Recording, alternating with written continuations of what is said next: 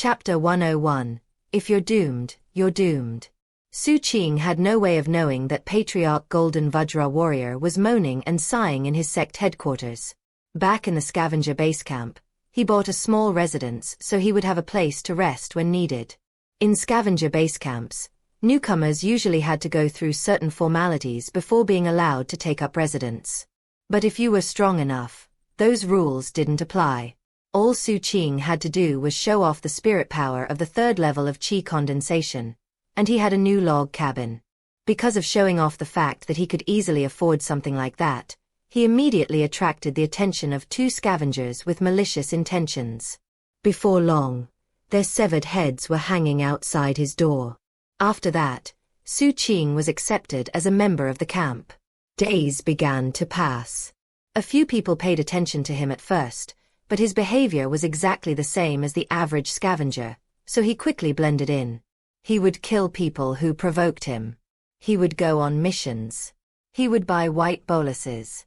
And he prowled the camp with an instinctive vigilance and caution that made it so no one doubted that he was anything other than a random scavenger. It didn't take long before people didn't even think of him as being a newcomer. After all, the wilderness was full of scavengers, and it wasn't unusual for them to eventually come look for a residence after a long period of wandering. Of course, Xu Qing would slip out of the camp to go study the Golden Vajra warrior sect and the area around it. And he would occasionally see disciples make the trip from the sect to the base camp to spend their time off.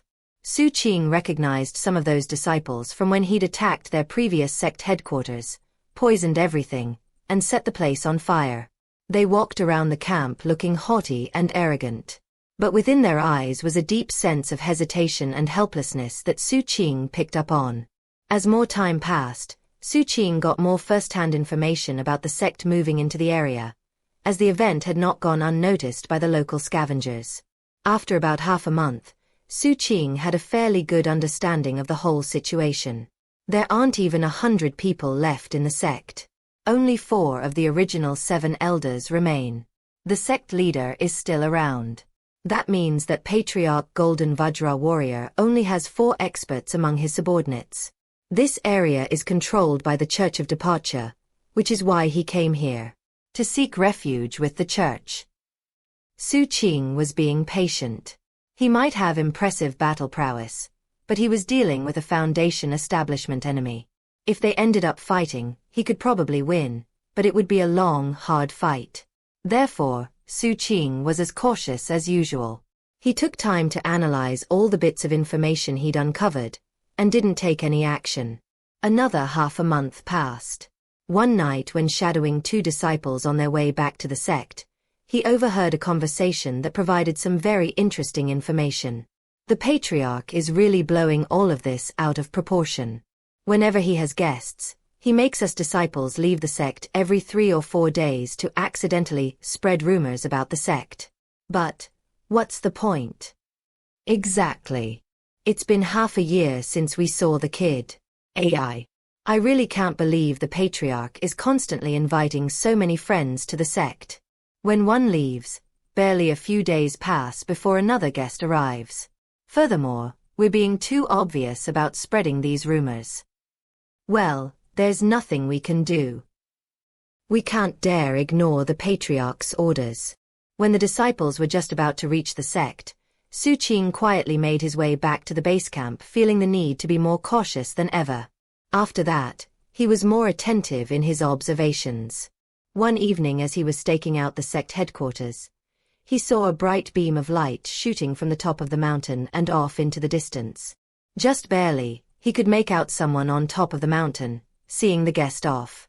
Xu Qing's eyes narrowed, then he hurried back to the base camp to organize his weapons and poisons. Then he looked up at the sky to check the time, and started waiting. This chapter upload daily at novelhulk.com. At the Grand Hall at the very top of the Golden Vajra warrior sect, the Patriarch watched his guest leave, then sighed. He could only persuade guests to stay for so long. Turning back toward the hall, he started thinking about who to invite next. It won't be long before that pill is done. I'll consume it immediately and open my 30th Dharma aperture. Once I have my first life flame, and can enter the profound radiant state. Then I can finally breathe a sigh of relief. The patriarch disappeared into the hall. As the glow of dusk turned darker and darker, a cold wind whimpered through the scavenger base camp, slowly growing stronger and stronger. The dirt ground was already frozen hard, so there was no dust to be kicked up. But there was trash, tumbling along the streets. And the cold wind eventually landed on the huddled forms of some of the children who resided in the camp. It was like a sharp blade, trying to slice apart everything it encountered. Eventually, snow started to fall, blanketing the crimson wilds for as far as the eye could see. The later it got, the harder the snow fell. The snowflakes became like goose feathers piling up everywhere. The camp residents who didn't have shelter could only shiver, their eyes looking numb and dead. It seemed that this winter was going to be a cold one, and that meant more people would freeze to death. Meanwhile, Xu Qing had made all his preparations, so he walked out of the log cabin. Upon seeing all the snow and feeling the cold wind, he wrapped his clothing a bit tighter around himself. He saw some shivering children nearby, thought for a moment, then continued walking. He didn't shut the door behind him. There was a fire in his cabin, making it a lot warmer than the outside. When the children noticed the open door, their dead eyes suddenly flickered with a bit of hope.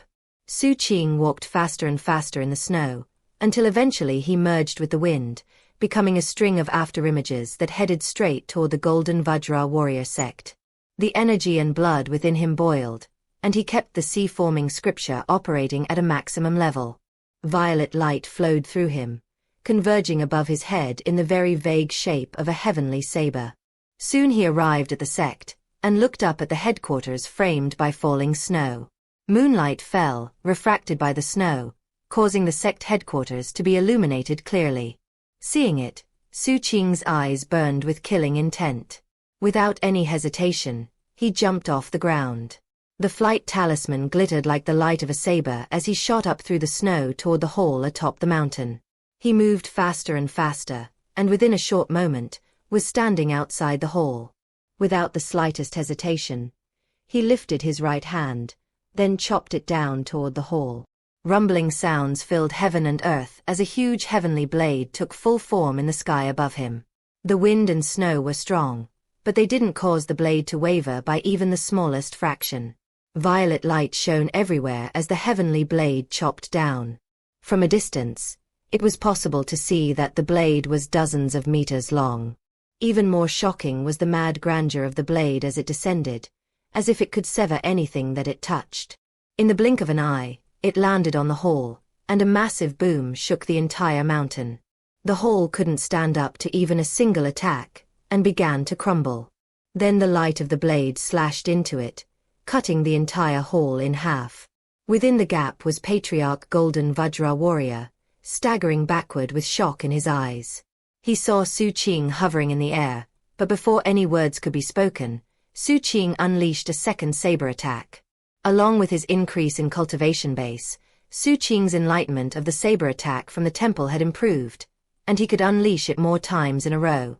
Furthermore, he had been stockpiling energy over the past month, and didn't hesitate to tap into it. As soon as the second heavenly saber appeared, he slashed it down toward Patriarch Golden Vajra Warrior. The violet saber descended amidst deafening rumbling sounds, and the Patriarch howled and prepared to meet the second attack. This time, the hall entirely collapsed. Meanwhile, the furious Patriarch's energy and blood were also boiling. Shooting backward 300 meters, he waved his hand to summon the projection of a Golden Vajra Warrior, surging with immense energy. That said, his hair was disheveled and his eyes were bloodshot. It was obvious that Xu Qing's two saber attacks had put him in extreme danger. The Patriarch was actually a bit confused about what was happening, and he almost couldn't believe he was dealing with someone this powerful. Of course, he had his suspicions. Hoping to get some more information, he said, "Fellow Daoist, you." Before he could finish speaking, his face fell, and he tried to lurch backward. However, he was too slow. A shadow had been stretching out across the ground right toward him. Though he moved fast, it wasn't fast enough to stop the shadow from touching his arm. Instantly, mutagen exploded into him, turning his arm greenish-black, and causing his heart to fill with alarm. Up in the air, Xu Qing looked down coldly at the patriarch. And without saying a single word, he tapped into his stored energy to unleash a third saber strike. Violet light erupted, and the saber appeared, slashing through wind and snow right toward the patriarch, who was only just starting to fall back. The patriarch's summoned Vajra warrior howled, throwing out both hands to block the attack. A boom rang out as the Vajra warrior's arms collapsed, and blood oozed out of the patriarch's mouth as he staggered away. In the end, though, he was a Foundation establishment cultivator. He didn't have the techniques of a big sect, but Foundation establishment was still Foundation establishment. He had incredible battle prowess, and thus, the ambush with the saber and the shadow had only wounded him. Eyes bloodshot, he looked at Xu Qing, gritted his teeth, and said, "It's you, isn't it, kid?" Astonished, the sect disciples, elders, and even the sect leader charged out and looked up into the sky. They saw Xu Qing up above, his hair floating around him. His scavenger outfit only made him seem more deadly. With the moon, the wind, and the snow around him, he looked like someone from the underworld, ready to take command over life and death. Chapter 102. Damned by Myriad Tribulations. When Patriarch Golden Vajra Warrior blurted out his true identity, Xu Qing didn't say anything in response. He wasn't the type of person who liked chatting in the middle of a fight. Eyes narrowing as the patriarch backed up, he tapped into the flight talisman. In the blink of an eye, Xu Qing became a streak of light shooting toward the patriarch. As he moved, the spectral drought demon appeared behind him. It looked vicious, with lava flowing through the cracks that covered its skin, and intense flames surrounded it in every direction, causing the snowflakes to melt and turn into a mist. Xu Qing's energy and blood was stimulated to the ultimate degree. With the sea and mountain incantation operating at full force, his body cultivation abilities were at the peak. In the blink of an eye, he was in front of the patriarch, unleashing a vicious fist strike. The patriarch's eyes glittered with killing intent, and he waved his hand, causing the projected Vajra warrior to howl to the heavens as it met the incoming attack with its own fist. Neither side held back. When the two fists collided, the resulting explosion shoved Xu Qing backward, blood oozing out of the corners of his mouth. In terms of pure body cultivation level, he was still a bit under the Foundation establishment patriarch. That said, the patriarch suffered in the clash as well. His energy and blood were reeling as he also staggered backward. Though his facial expression was vicious, he was actually astonished. He was now certain he was dealing with Xu Qing, but that only made him more surprised. He knew that Xu Qing would get stronger before coming back, but he could never have guessed that in less than a year he would be so strong he would try to directly kill him and wipe out his sect. He was so much stronger than last time that it was hard to believe. "You," the patriarch said, panting, but before he could continue with anything else, Xu Qing shot toward him with a fierce look in his eyes. Booms rang out. Xu Qing was attacking with relentless speed, not giving any chance for pausing or catching breath. Fist after fist fell, and he attacked with kicks as well. Even his head was a weapon, as he landed vicious headbutts. The savagery was so intense that the patriarch could do little more than gasp for breath and fall back across the field of battle. As his astonishment built, his projected Vajra warrior suddenly reeled on the verge of collapse. "Looking to die," he howled. Hands flashing in an incantation gesture, he activated the Dharma apertures within him, causing the energy of Foundation establishment to erupt. Crushing pressure weighed down on Xu Qing, and then the patriarch went through another incantation gesture, causing blinding golden light to appear. The light turned into a whip, which he lashed viciously at Xu Qing. A massive cracking sound filled the air. Xu Qing's spectral drought demon howled as the flames surrounding it met the attack of the whip. The drought demon didn't shatter, and in fact, grabbed the whip in its hand. However, that whip was backed by the power of Foundation establishment, and thus, a massive tremor passed through Xu Qing, and he coughed up a mouthful of blood. At the same time, he was sent spinning out of the air and right toward the sect headquarters. Down below were the sect leader and the three elders, whose eyes burned with killing intent. The other disciples of the sect looked the same, their eyes filled with animosity. As Xu Qing fell, they attacked.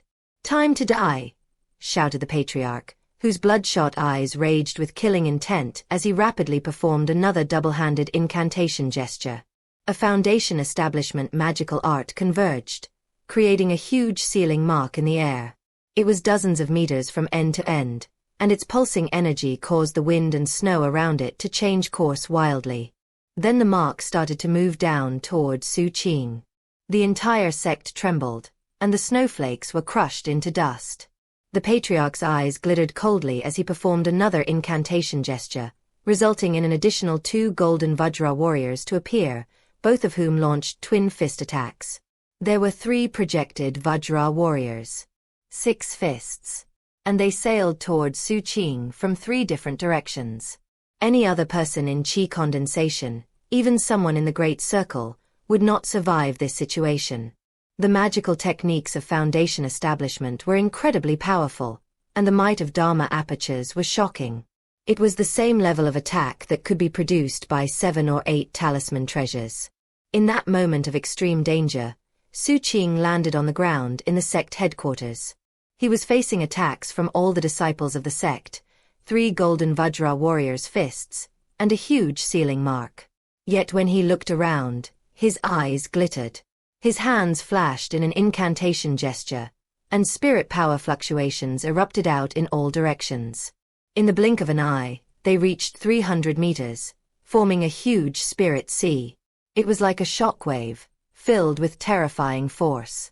The sect leader, elders, and disciples might as well have all had the same cultivation base level in the face of this shockwave, because when it hit them, they trembled, and then exploded. Xu Qing's spirit power shook the mountain, destroyed buildings, and killed everyone it touched, in body and soul. Then massive rumbling sounds echoed out as the spirit power hit the patriarch's magical techniques. The 3 Vajra warriors turned blurry, and then they vanished like fleeting shadows in the wind. As the huge sealing mark descended, it rippled and disappeared. The patriarch's face fell as he shot backward. Yet even he was hit by the spirit power, and blood started flowing out of the corners of his mouth. He had suffered serious internal injuries, and what was worse, because he wasn't paying attention, Xu Qing's shadow grabbed onto his left arm. He ripped free, but not before his entire arm turned greenish-black from the surge in mutagen. And then, a black iron skewer shot toward him and stabbed into his right shoulder. In addition to all that, he trembled to the core of his being when he realized that his energy and blood were unstable. He had been poisoned, causing his face to turn incomparably grim. Falling back, he threw some medicinal pills into his mouth and prepared to flee. But then he glared at Xu Qing down below, his eyes filled with killing intent. The sea-forming scripture from the 7th peak in 7 Blood Eyes is capable of unleashing a one-time shockwave that can shake Foundation establishment. But you can only do it once. Therefore, the time has come for you to die. Xu Qing breathed hard as the defensive talisman treasures glittered. Even still, he coughed up a massive mouthful of blood. All in all, he wasn't surprised about anything so far. Foundation establishment was powerful, and he'd known that from the very beginning. But he was still convinced he could kill the patriarch. From the moment he started his attack, he had resorted to his most deadly killing moves. The Heavenly Saber. The Spectral Drought Demon. And instead of unleashing random magical techniques from his spirit sea, he released its power in one huge attack. Furthermore, from the beginning of the fight until this point, he had already utilized 73 different types of poison. This chapter upload daily at novelhulk.com. So far, nothing that had played out went beyond anything he had predicted would happen. Therefore, when the patriarch looked down at him grimly, Xu Qing lifted his right hand into the air toward the patriarch, and made a grasping gesture. When that happened, the patriarch's pupils constricted. The countless snowflakes around him suddenly stopped moving and melted into droplets of water. From a distance, it looked like everything for 300 meters around him was liquid. You still have spirit power? How? As the patriarch looked around in astonishment, the water droplets transformed into a massive hand that crushed down. Rumbling sounds echoed, and blood sprayed out of the patriarch's mouth. But then, his astonishment increased as the huge hand of water transformed into a snake-neck dragon. This was Xu Qing's forbidden sea dragon whale. Howling, its energy erupting explosively, it lunged toward the Patriarch with snapping jaws. Patriarch Golden Vajra warrior's face fell, and he blurted, "Forbidden sea dragon whale?" He was familiar with Seven Blood Eyes, and knew about the Seventh Peak's sea-forming scripture. He was well aware that, after cultivating it to the 8th level, some outstanding disciples could unleash a forbidden sea dragon whale. When that happened, the dragon whale became a second stockpile of spirit power for that disciple. Of course, not many people could form the dragon whale. What was more, he had seen forbidden sea dragon whales before, and though Xu Qing's had the same type of energy, in terms of physical appearance and the power of the forbidden sea it contained, it was completely different. The Patriarch kept falling back. At this point, he didn't want to fight anymore. The mutagen within him was reaching dangerous levels, and he couldn't deal with the poison. His internal organs all started to dissolve, and the blood seeping out of his mouth was black and noxious. If only I could enter the profound radiant state. The Patriarch felt completely helpless. That wasn't even to mention that gruish shadow that lurked around. All it had to do was touch him, and the mutagen levels within him would soar. What was more, the strength of the forbidden sea dragon whale, combined with Xu Qing's body cultivation power, filled the Patriarch with a sense of ultimate crisis. "I'm a member of the Church of Departure. Even as the words left his mouth, Xu Qing's flight talisman glittered brightly, and he flew up into the air. "Same difference," he said. It was the first time he had spoken in the entire fight. Before the Patriarch could say anything else, Xu Qing waved his hand, and his Dharma boat appeared. It was several dozens of meters long, and looked like a mixture between a crocodile and a Xuanwu turtle. It had sails like wings, and as it shot through the air, it pulsed with indescribable brutality and killing intent. What was more, the boat shone with golden light that converged on the spike at the prow. As it did, a holy, godlike aura erupted from the Dharma boat and locked onto the Patriarch. That holy, godlike aura felt like it came from an actual god, and caused all of the surrounding wind and snow to simply vanish.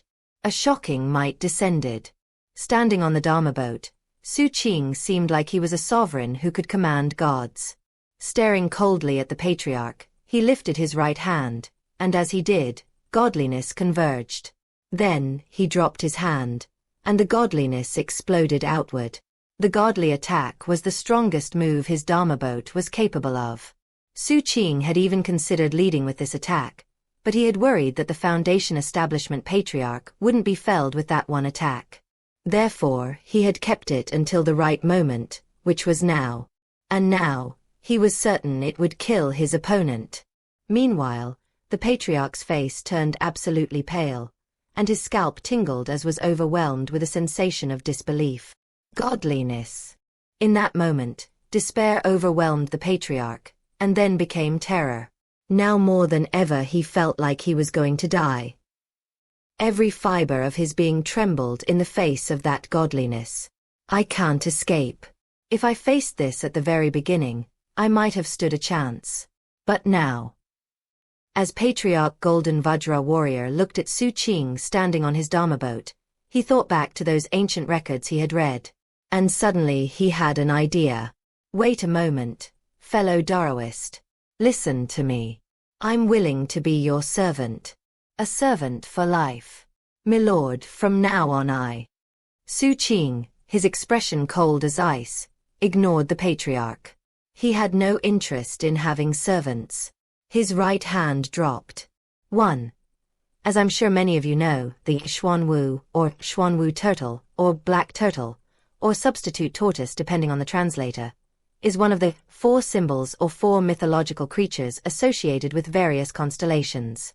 The others are the azure dragon, the vermilion bird, and the white tiger. Xuanwu turtles traditionally have a snake on their back, although sometimes art depicts its tail as a snake. And in Xianxia they sometimes appear as just turtles without the snake. Of a more fantasy-themed Xuanwu. Chapter 103, Back from Death's Door. Xu Qing was not in the habit of paying attention to his enemy's dying words. Nor was he interested in having a servant. Besides, human hearts were hard to judge, and it was always possible a servant could turn traitor later on. It seemed much better to just kill an enemy and be done with it. When it came to enemies, he had one philosophy: a dead enemy was the safest. And the sooner you killed them, the safer you were. Besides, though he was new to the Crimson Wilds, and had only spent a month acclimating, he had learned enough to know that because of the impoverished conditions and horrible environment, the Church of Departure didn't come often to proselytize. The scavenger base camp was 50 kilometers away, plus there was a snowstorm. It seemed unlikely anyone knew about what was going on at the Golden Vajra warrior sect. Because of the talisman treasure, he looked completely different. Furthermore, his Dharma boat had always been disguised, and the only person who knew what it really looked like was Zhong San. Xu Qing had done all he could in the short time available. Things hadn't played out perfectly, and there were some flaws, but overall, he felt that things had gone very smoothly. Of course, the main reason for it all was that Patriarch Golden Vajra Warrior had misjudged when he would come. He had also underestimated how quickly Xu Qing would advance in his cultivation. Most importantly, there was no way he could have predicted that Xu Qing would come prepared with an attack of godliness, something that could be dangerous to even Foundation establishment cultivators. Godly entities were very rare, and materials related to them were astonishingly expensive. But Xu Qing had sacrificed a godly lizard skin, as well as well over 10,000 spirit stones, to have his Dharma boat crafted in this way. How could things not have gone smoothly? This chapter upload daily at novelhulk.com. The wind howled, spreading snow in all directions. The Dharma boat's power of godliness converged, and when Xu Qing's right hand dropped, it shot out of the horn at the prow of the ship, becoming a blinding mass of golden light. Looking at the scene from below on the ground, one would see the snowflakes covering everything, except for that impossibly holy beam of golden light. It was pure and godlike in a way that could crush all souls and vanquish all living beings. Patriarch Golden Vajra Warrior trembled visibly, the terror in his eyes so intense it almost became corporeal. The godliness swept toward him with the power to kill him in body and soul. And seeing that Xu Qing wasn't listening to him, the Patriarch's eyes flashed with determination. Howling, he did something that Xu Qing could never have imagined that he would do. He actually killed himself before the godliness hit him. As Xu Qing watched, he struck himself on the forehead with his own hand. A boom rang out, and his Foundation establishment cultivation base erupted with power as his palm struck his own head. And then, seemingly worried that he might not successfully kill himself with that one blow, he pulled out a knife and stabbed himself in the heart. The force of the blow caused the blade to explode, whereupon countless bits of metal shrapnel, backed by the power of Foundation establishment, ripped through his body. At the same time, his head literally exploded. All of it happened in the time it takes a spark to fly off of a piece of flint. Then the Patriarch's headless, shredded corpse tumbled to the ground. Xu Qing stared in shock. Wait, is he a non-human that doesn't need a head to live? Or is he trying to fake his own death? Studying the corpse below, he confirmed that there were absolutely no signs of life in it. He had never heard of any human being able to fake their death after losing their head, and at the same time, he didn't get any sense that the Patriarch wasn't human. For the first time in the process of killing someone, Xu Qing hesitated, as he wondered if he should waste some of his precious godliness on what was obviously a corpse. He had killed a lot of people over the years, but had never seen anything like this. The Dharma boat godliness attack wavered as Xu Qing started to rein it in. Then, he waved his hand, and the countless water droplets in the area stabbed down into the mangled corpse. Booms rang out as the corpse was chopped into pieces. However, that was when a soul shadow appeared, wriggling out from the gore. It was somewhat indistinct, and trembling in the wind, like it might fade from existence at any moment. Despite the indistinct nature of the soul shadow, it clearly bore the visage of Patriarch Golden Vajra Warrior. However, it had not yet become a deceased soul, but instead, seemed to waver between clarity and blurriness. Yet Xu Qing could clearly see the signs of life in it. Xu Qing's gaze sharpened, filling with killing intent again. Before he could do anything, the Patriarch's soul shadow suddenly shot at top speed, toward the black iron skewer laying on the ground a short distance away. In the blink of an eye, he was next to the iron skewer, his expression one of anxiety, as though he were fleeing for his life, fearful that if he didn't get close enough to the skewer, he would be wiped out of existence by Xu Qing. Without any hesitation, the soul shadow merged into the iron skewer. The skewer trembled, and then the black glow that emanated from it suddenly seemed much colder. From the way it pulsed, it had obviously transformed into something precious. For the second time ever during the process of a battle, Xu Qing stared in open shock. He was a member of 7 Blood Eyes now, and was not ignorant to the ways of cultivation, like he had been before. All it took was a single glance at the iron skewer, and he knew exactly what he was looking at. It has a spirit automaton now. There were many differences between prized treasures and magical treasures. But the biggest difference was that prized treasure did not have spirits, and magical treasures did. Adding a spirit to a prized treasure didn't automatically make it a magical treasure, but with a spirit automaton, it would have the potential to become one. After thinking for a moment, Xu Qing made a grasping gesture with his right hand, and the black iron skewer shot toward him. Grabbing it out of the air, he looked at it coldly and squeezed it hard. He then relaxed his hand before squeezing hard again. After doing that a few times, he considered the situation further. He could tell that his iron skewer did indeed have a spirit automaton now. And that spirit automaton was Patriarch Golden Vajra Warrior. Xu Qing had no idea how the Patriarch did it, but it was obvious that, fearing death, he transformed his soul into a spirit automaton and then inserted himself into the iron skewer. "Get the hell out of there!" Xu Qing growled anxiously. The iron skewer trembled, and then the Patriarch's face appeared on its surface. Seeing Xu Qing's expression, he shivered and smiled obsequiously. "My lord, what matter can your humble servant handle for you?" He spoke smoothly, with a touch of flattery, in a way that didn't seem forced at all. It almost seemed like he had practiced speaking in this way. And the truth was that he had. Patriarch Golden Vajra Warrior was a very cautious person, and always preferred to play things safe. He loved reading ancient records, preferred to do things differently than the average person, and was quite talkative. That said, he didn't think of himself that way. Given the chaotic state of the world, he felt that his own cultivation base level, and his inability to enter the profound radiant state, made him worthless. Furthermore, his sect was tiny. Therefore, based on the ancient records he had read, he knew that he would make the perfect grindstone for one of those legendary people with unbeatably strong destiny. The Patriarch had read about such grindstones many times in the ancient records. They always died horrible deaths, and not one of them ever survived. That had left him feeling terrified about his future prospects.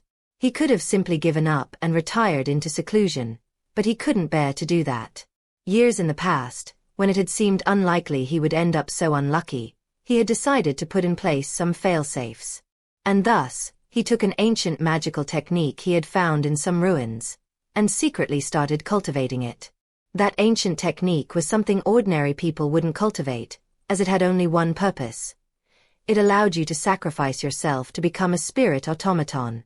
Furthermore, there was a high failure rate, and failure led to the destruction of one's spiritual and physical souls. But the Patriarch felt that the ancient technique was very important, and viewed it as a way of having a second life. Therefore, he had continued to cultivate it every so often. And you could say he had some natural gifts in that regard. He had always felt that it was highly possible that if he reached the point in which someone was about to kill him, and calling them my lord, and even swearing a Tao oath of service didn't convince them to spare him, then not even using some sort of death-faking talisman would be truly reliable. The most reliable thing would be to turn himself into the spirit automaton of a weapon. After all, the vast majority of cultivators thought of spirit automatons as being very useful. The more the Patriarch read the ancient records, the more he became convinced that his plan was a good one. And it was on this very day that the technique he had cultivated for his whole life finally became useful. He had been in a position in which death was certain, but now he had a chance to keep living. Even as the patriarch smiled flatteringly, Xu Qing stood there feeling nervous. This was his first time being in a situation in which he was hesitating about killing an enemy. It was just that spirit automatons were so incredibly precious. "How did you turn into a spirit automaton?" he asked coldly. With an ingratiating smile, the patriarch loudly said, "Years ago, your humble servant had a dream. In the dream, I traveled to the future and met a lord of destiny who would baptize this cruel and cold world, and give it warmth and kindness. I was so moved that I swore an oath to follow him. When I woke up, I spent all my savings to purchase an ancient magical technique that can be used to turn oneself into a spirit automaton. You see, I've been preparing for this very moment for years." "You sound like a lunatic," Xu Qing said coldly, and his killing intent started bubbling. Seeing this, the patriarch shivered, and mused that it had been a wise choice to kill himself when dealing with a person like this, who sought revenge over the smallest grievance. Only by transforming himself into a spirit automaton had he come back from death's door. There really had been no other options. This wolf cub would never have accepted a servant, and had been dead set on killing. The patriarch knew that if he had acted even a bit slower, then he would really be dead now. It had been an exhausting ordeal, and he couldn't help but grumble to himself about how much effort it had taken. With such thoughts in his mind, he lowered his voice and told the truth, and even revealed his life-essence spirit to Xu Qing. As Xu Qing listened to the story, inspected the life-essence spirit, and looked at the iron skewer, the killing intent in his eyes waxed and waned. Seeing that, the anxious patriarch said, "My lord, my poor little life is worthless. But I'm a spirit automaton now, which means I can make your weapon more effective, and provide it with endless opportunities for future growth. I might only be a Foundation establishment spirit automaton, but with my augmentation, a prized treasure will be considered rarer and more dangerous. In the future, there are many other ways I can be of use. But of course, my lord, you can exterminate me with a mere thought. My lord, don't hurry to get rid of me. On my corpse you'll find a medicinal pill that's almost complete, and that thing can really boost your cultivation base. Also, my lord, there's a treasure storehouse in my sect, and inside is a formation crossbow designed to be used on a 7th peak Dharma boat. I don't have a Dharma boat, so I could never use it. I plan to give it away as a gift." "Oh right. My lord, we should get out of here. A few days ago I invited a fellow Daoist to come visit, and he should arrive sometime tomorrow.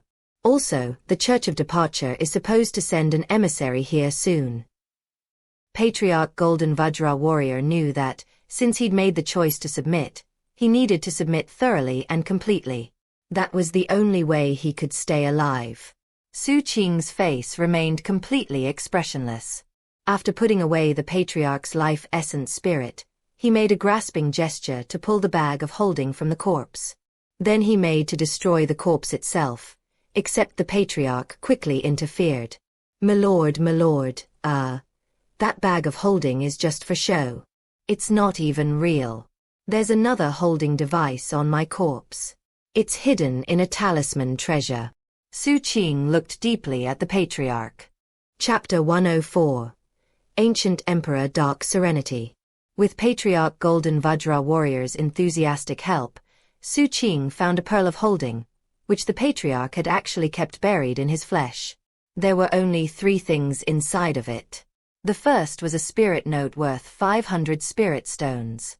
The second was a jade box used for liquidizing medicinal pills.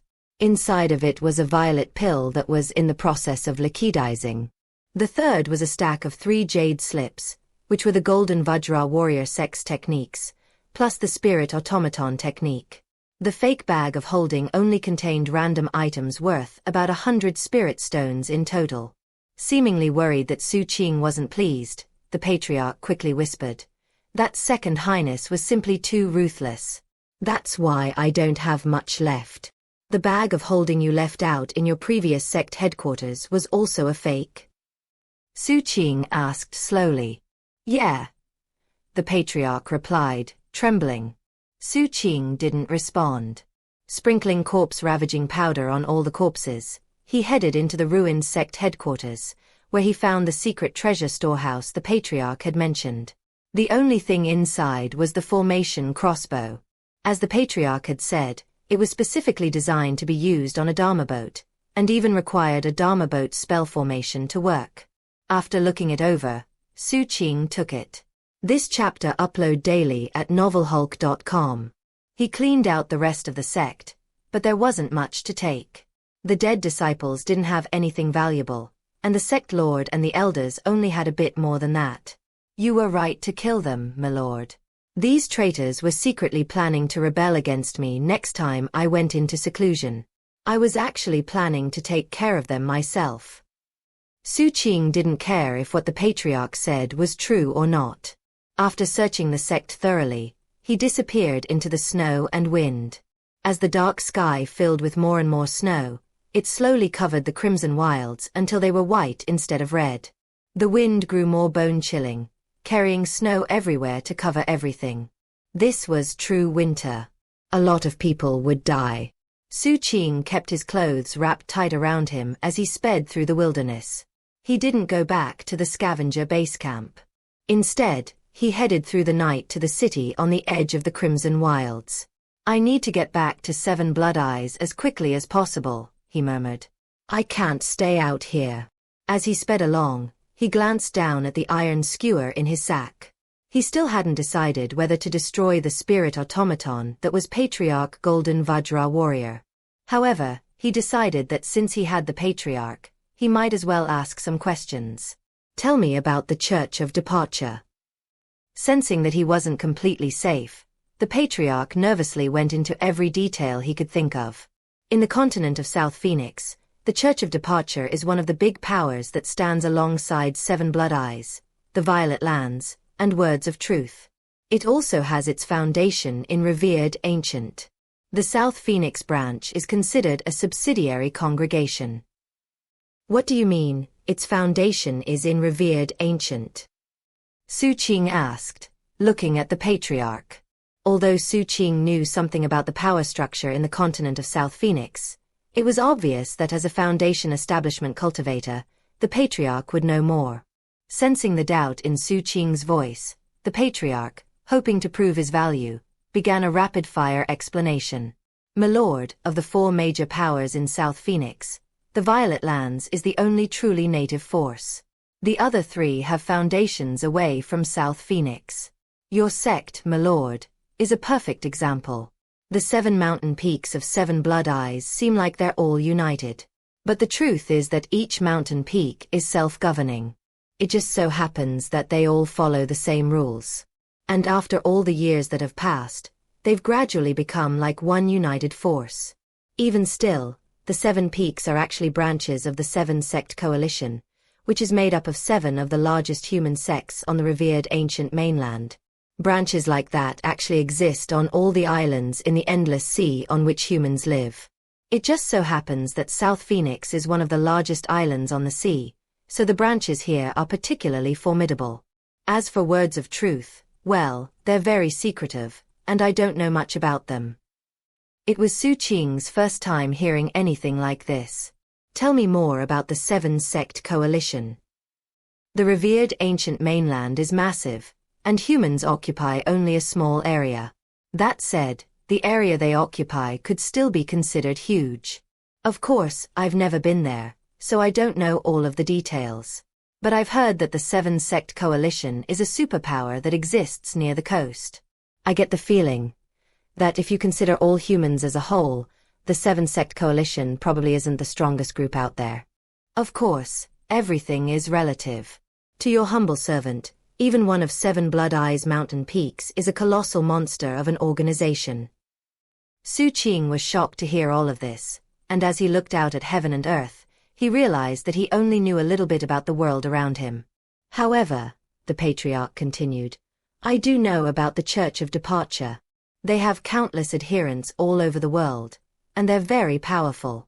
It's all because of their teachings. The Church of Departure's teachings stretch far beyond the brutal world we live in. They fanatically believe that in ancient times, when the broken face of the god arrived, the ancient emperors and imperial sovereigns departed to establish a holy land. And they firmly trust that, one day in the future, those ancient emperors and imperial sovereigns will take them there. One of the reasons the Church of Departure has so many congregations is that their holy writings say that there were a total of 9 ancient emperors and imperial sovereigns who created that holy land. Because of that, the Church of Departure has 9 factions, each of which adheres to a different one of the ancient emperors and imperial sovereigns. None of those factions get along, and they all believe that they worship the greatest of the 9, and that only the one they worship will lead them to the Holy Land. Of course, the ancient emperors and imperial sovereigns weren't all human. Some were non-human. And that's why you'll find adherents of the Church of Departure among all types of living beings. Hearing all this, Xu Qing felt deeply shaken.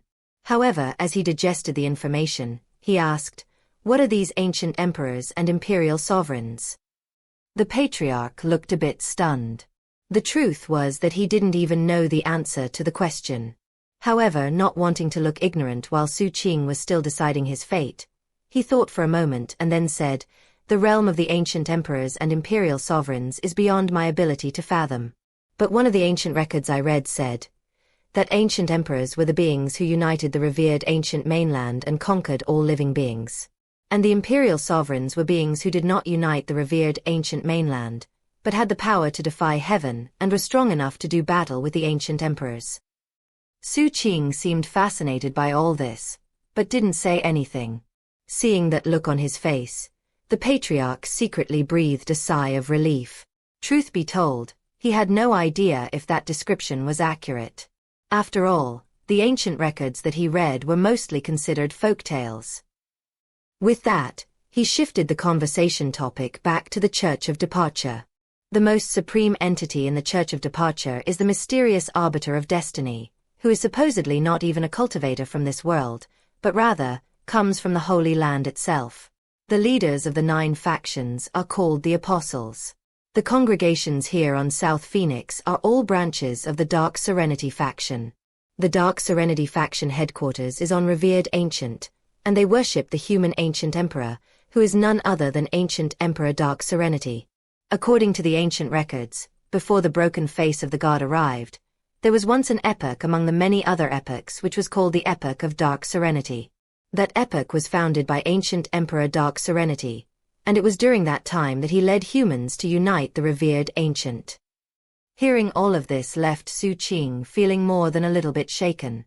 However, he sped on through the night. By the time the light of dawn appeared, his destination was in sight. It was the chaotic city that was the location of the only teleportation portal in the Crimson Wilds. By now, Xu Qing had come to a decision about what to do with Patriarch Golden Vajra Warrior. "What kind of pill is in that jade box?" he asked. Looking at the city in the distance, the Patriarch quickly replied, "Ah, that's a spirit whale pill, and there's a very special way to use it. You can't consume it right now.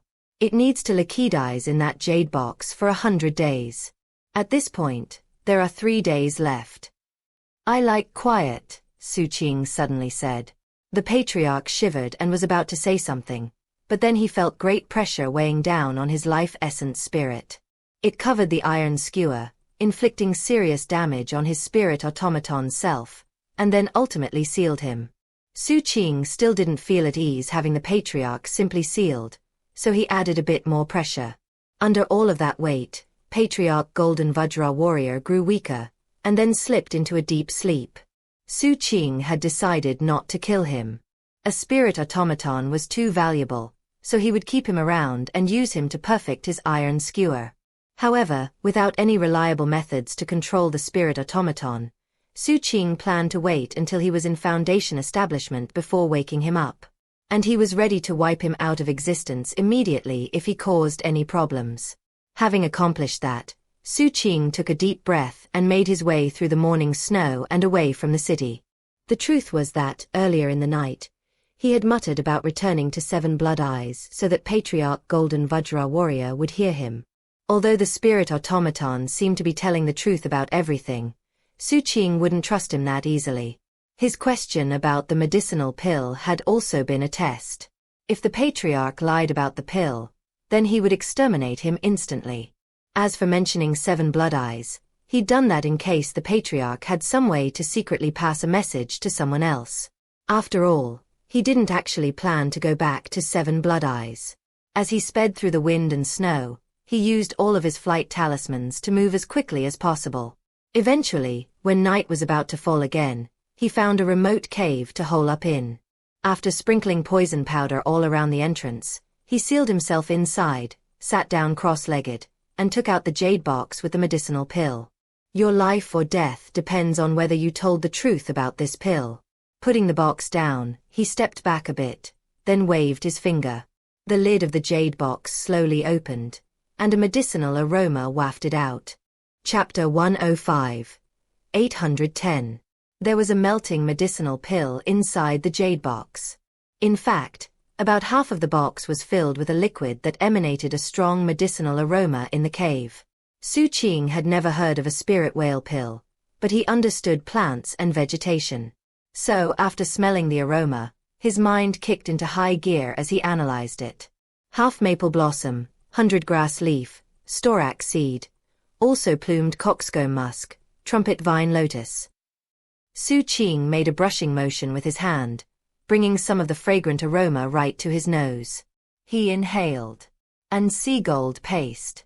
Looking very serious, he stared at the jade box as he analyzed everything. The pill had a lot of complicated ingredients, so Xu Qing couldn't break down the entire mixture just by smelling it. But he could identify the major components. Given his skill with the Tao of poison, and his general knowledge of plants and vegetation, he could tell that the pill was intended to be a nourishing supplement. After all, every living thing had spirit power in it, especially plants. The basic theory behind nutritional medicines was to take the spirit power in plants and change it into something a cultivator could bring into their cultivation base. I can smell numerous medicinal ingredients in this pill, including something that seems like blood. I wonder what it's from. The pill name has whale in it. Could it be from some sort of sea beast? After some thought, he extended his right hand, and the jade box flew into his palm. Although I don't know all the details of the pill, I can easily catalyze it to the completion point. Narrowing his eyes, he took out some medicinal plants from his bag of holding, adjusted the ratios, and then put them into the jade box. A few hours later it was completely dark outside, and there was even more wind and snow than the day before, to the point that the cave Xu Qing hid in was completely buried. However, the snow couldn't mask the screaming of the wind. Xu Qing listened to it as he watched the jade box. The half of the pill that had remained before was now gone, and the entire box was filled with medicinal liquid. It was translucent and bright orange, and the aroma from before was a bit more faint. After looking at the liquid, Xu Qing picked up the box and drank it. As the liquid poured down his throat and into his belly, a mysterious wave of heat erupted inside him. It was a stark contrast to the frigid cold outside, and it made him feel like he was about to explode. Every single one of his meridians opened up to accept the heat, which spread through all of his flesh and blood. It was like he had become a sponge, sucking up every bit of the spirit power in the medicinal liquid. A tremor passed through him, and his eyes shone. He could tell that this medicinal pill had shocking medicinal efficacy, and as a result, felt his trust in Patriarch Golden Vajra Warrior growing a bit. Part of the reason for his lack of hesitation in consuming it was his natural ability to resist poison. As he activated the sea-forming scripture, his spirit sea, which had reached 291 meters on Sea Lizard Island, started growing rapidly. It instantly reached 294 meters. And it didn't stop there. With the help of the spirit power from the medicinal liquid, his spirit sea kept growing rapidly, reaching 297 meters. And then 300. When that happened, a bright violet glow erupted in his eyes, causing him to inhale sharply. He had just broken through from the 9th level of chi condensation and into the 10th. To most disciples, that was the absolute limit of the sea-forming scripture. The technique was broken into 10 levels, each of which brought different transformations to spirit power, and more crushing might from the energy of the Forbidden Sea. This was a level of strength that surpassed most small sects and clans, and was considered a high-level technique. It was also the source of strength for 7th peak disciples. However, there were limits to it. The first level started with a 30-meter Spirit Sea. The 10th level ended with a 300-meter Spirit Sea. That was the final limit of the technique's growth. But occasionally, a disciple would come along who broke past that limit, and continue to grow their Spirit Sea. People like that weren't very common, and even when they did come along, they usually only went 10 or 20 meters past the limit. Even still, anyone like that was considered outstanding among their peers. However, based on what Xu Qing had come to understand, the reason for those limitations to the sea-forming scripture was mutagen. When cultivators practiced cultivation, it was impossible for the mutagen to not accumulate over time. Even using medicinal pills to cleanse the body was simply treating the symptoms but not the root cause. After enough time passed, mutagen eventually accumulated. And the more mutagen you had, the more severe the limitations on the sea-forming scripture. But he had absolutely no mutagen in him. What influences the size of my Spirit Sea isn't mutagen, it's my own limitations. His eyes flickered with violet light as he sensed the spirit power raging in him thanks to the medicine. In fact, he was somewhat shocked that Patriarch Golden Vajra Warrior had acquired a pill like this. To the Patriarch, this pill must have been absolutely precious. Having reached this point in his train of thought, his eyes filled with determination. Whether it was the danger he would surely face once he returned to the sect, or simply his desire to improve himself, he wanted to see what level he could push his Spirit Sea to. Taking a deep breath, he activated the sea-forming scripture, and started bringing the medicinal pill's spirit power into him. He did the same with his fleshly body, and a moment later, the spectral drought demon appeared and began to perform breathing exercises. There was no sound outside, but in Xu Qing's mind, there were deafening rumbling sounds as wave after wave of spirit power caused his Spirit Sea to expand. This chapter upload daily at novelhulk.com. 303. 393. 483. His Spirit Sea grew at a terrifying rate. Before long it was at 690 meters, and it was still going. Thanks to the terrifying breakthrough, as Xu Qing sat there cross-legged, he emanated a might vastly beyond anything from before. A vortex formed, causing the wind and snow outside to distort and ripple in an area the exact same size as Xu Qing's Spirit Sea. 690 meters. It kept growing. 720. 750. 780 meters. It was at this point that the medicinal properties began to lose effectiveness within him. Meanwhile, the wind and snow around the cave had transformed into a dramatic tornado. Thankfully, he had picked a remote part of the Crimson Wilds to do this, a place where there were few inhabitants. And during a big storm at that. As a result, no one was there to witness it. According to the sea-forming scripture description, from ancient times until now on the 7th peak, the biggest Spirit Sea to ever form in chi condensation was 810 meters. Opening his eyes, he quickly performed a double-handed incantation gesture, then threw his hands wide. The previously vanishing medicinal effects were suddenly put under immense weight. At the same time, random bits of spirit power from the surrounding wilderness flowed wildly towards Xu Qing. It wasn't the purest spirit power, but he absorbed it nonetheless, and it was enough for his purposes. The combination of his actions caused his Spirit Sea to grow again. 789. 798. 807. And finally, 810 meters. The entire cave shook in that final moment. The wind and snow collapsed, and cracks appeared on the surface of the ground. Then the entire hill exploded, revealing a huge crater with Xu Qing sitting in the middle of it. Terrifying spirit power fluctuations rolled off of him, and the wind and snow didn't dare to get close to him. The spectral drought demon threw its head back and howled, and violent flames erupted out from it. More cracks appeared on the drought demon's skin, and the lava within them grew more intensely hot. All of the snow in the area transformed into rain, which then melted into hissing water vapor. 2 bulges appeared on the drought demon's back, which seemed to be fleshy wings that could spring out at any moment. Xu Qing opened his eyes, and they erupted with violet light. Looking down at himself, he could sense his spirit sea and the shocking aura that surrounded him. The great circle of qi condensation, he murmured.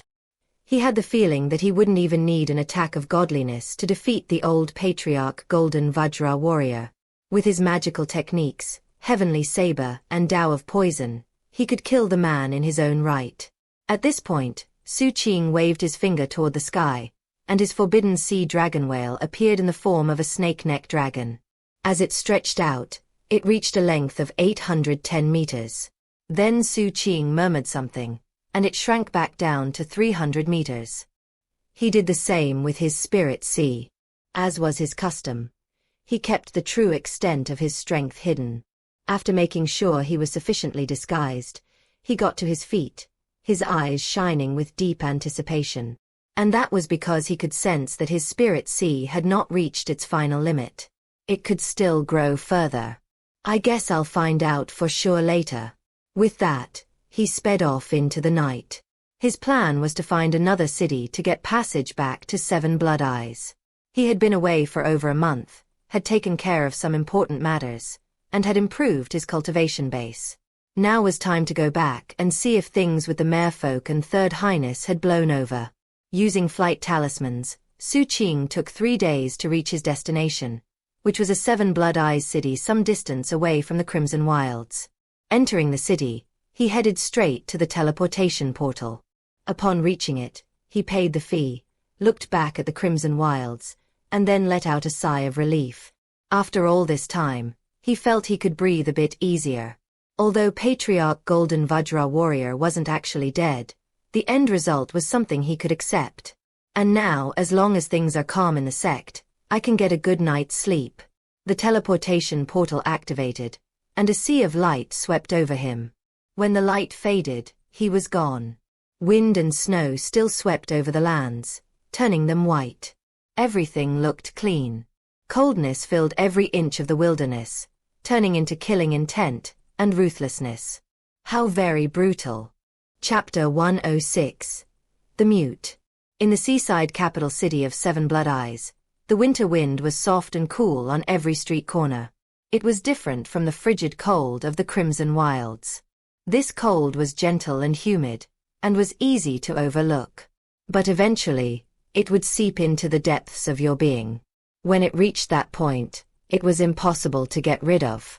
It was similar to off-peak disciples. Hidden underneath every smile was raw brutality, so that each disciple was like a needle concealed in silk. That was especially true with the Seventh Peak. Seventh Peak disciples all seemed innately skilled at maintaining deceptive exteriors. They didn't care about false dignity. They focused completely on profit and self-interest. Xu Qing had long come to a deep sense of how true that was. By now, he was fully assimilated into life in the capital city. Furthermore, as his cultivation base improved, he had no choice but to rely on ruthless methods to stay alive, to avoid danger, and to earn a reputation.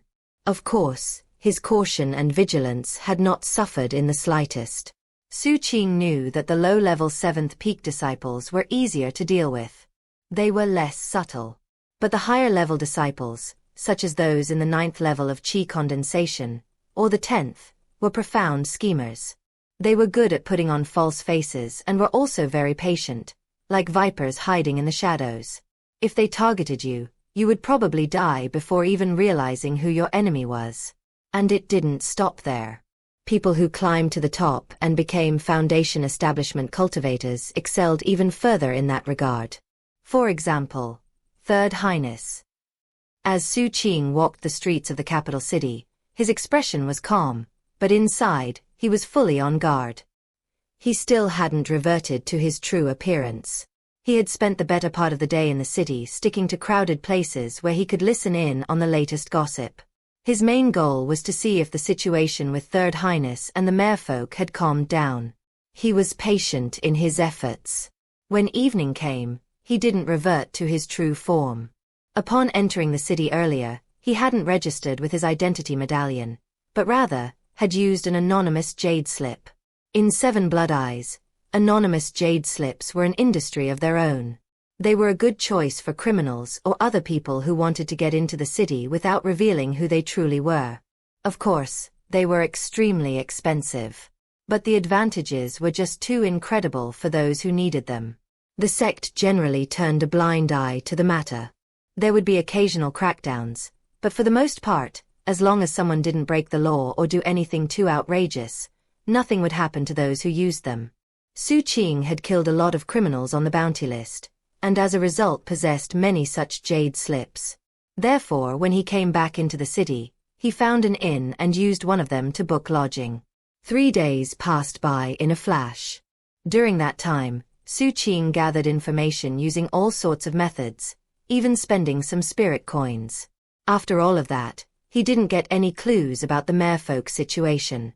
It seemed that there hadn't been any repercussions at all. Nor had Third Highness followed up on the matter. Actually, the biggest topic of interest among most disciples was the Seven Blood Eyes Grand Competition. Xu Qing heard a lot about that subject as he gathered intelligence. In fact, he heard more about that than anything else. The more he heard about it, the more interested he became. The grand competition was hosted every 30 years, and was usually held in an outside location. It was known for being a very brutal and bloody event. For example, the previous tournament, 30 years ago, had been held in merfolk territory, and had resulted in the merfolk being crushed. Only afterward did they become allies with the humans. The host location had already been decided. It was an island in the West Coral Archipelago inhabited by the North Spirit species. They were a brutal and bloodthirsty lot who made their living via piracy.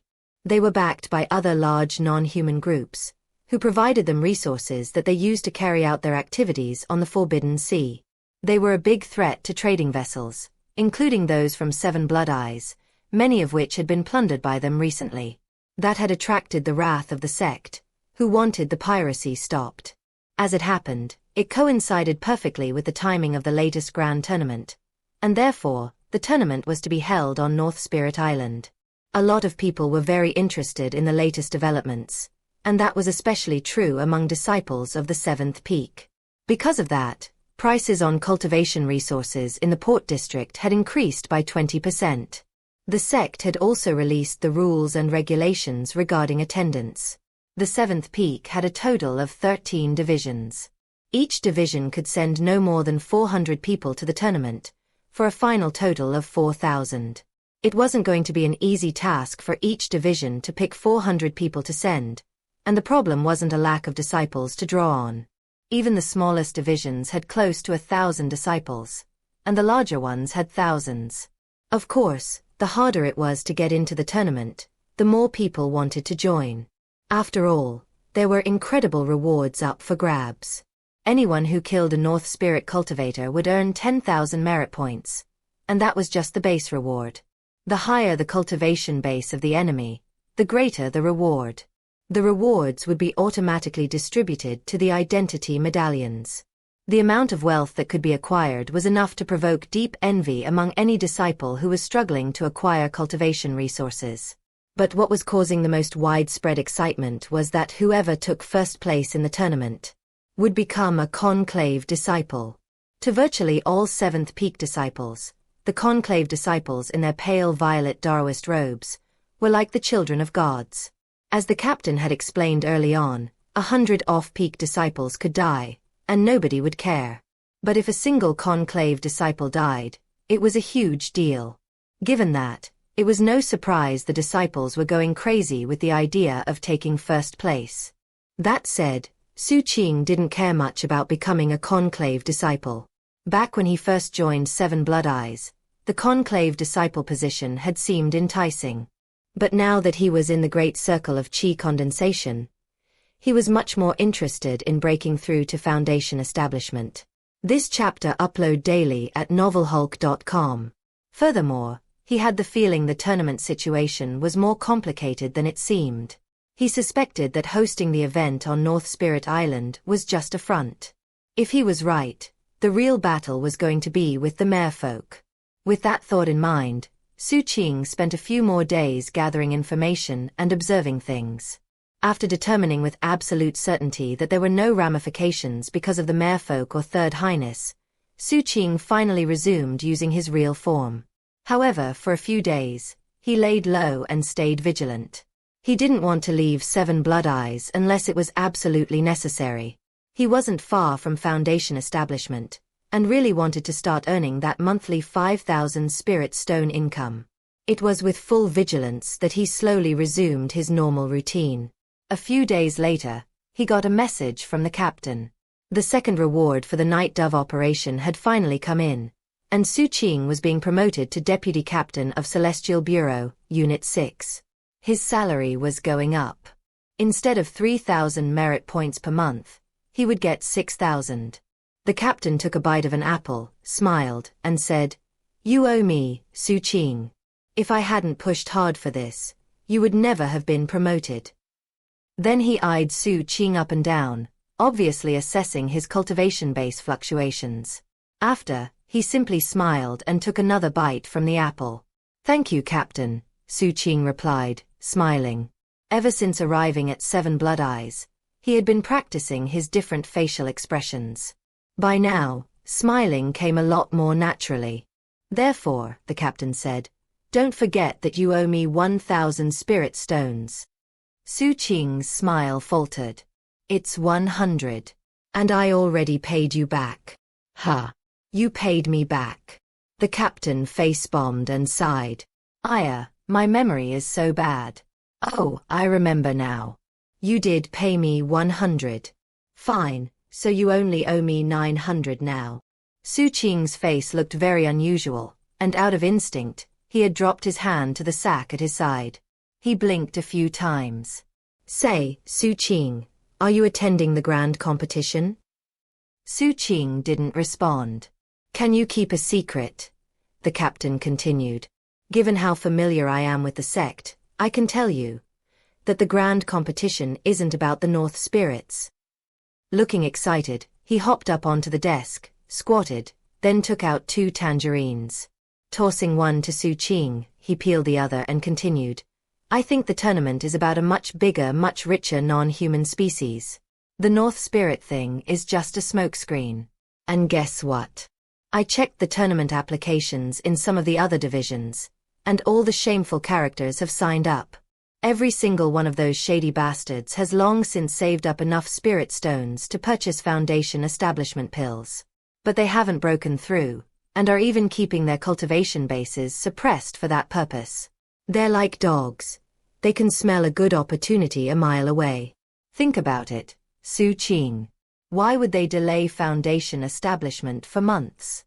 It's because they think they're going to have an opportunity to seize some amazing cultivation resources during this competition. Remember, a lot of people got rich during the grand competition 30 years ago. Very rich. I heard that Shrew Second Highness rose to prominence back then. And she got so rich that some of the elders got jealous. She even won 8 Foundation establishment pills. In addition, there are a lot of people in the sect whose cultivation bases have reached the breakthrough point, but they just don't have enough spirit stones.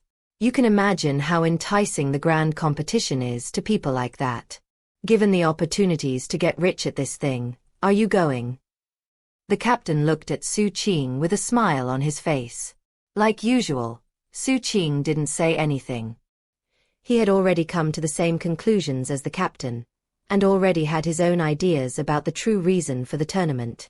"Well," the captain continued, "you really ought to go. You could get rich. And you could also lock in your chance to reach Foundation establishment. Oh, by the way, we have a new member of Unit 6. I'll call him over for you to check out." The captain pulled out his identity medallion and sent a voice message. Before long, soft footfalls could be heard outside the office door. Then the door opened, revealing a young man standing there.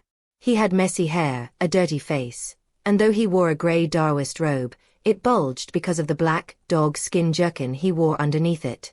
What was most unusual about him were his eyes.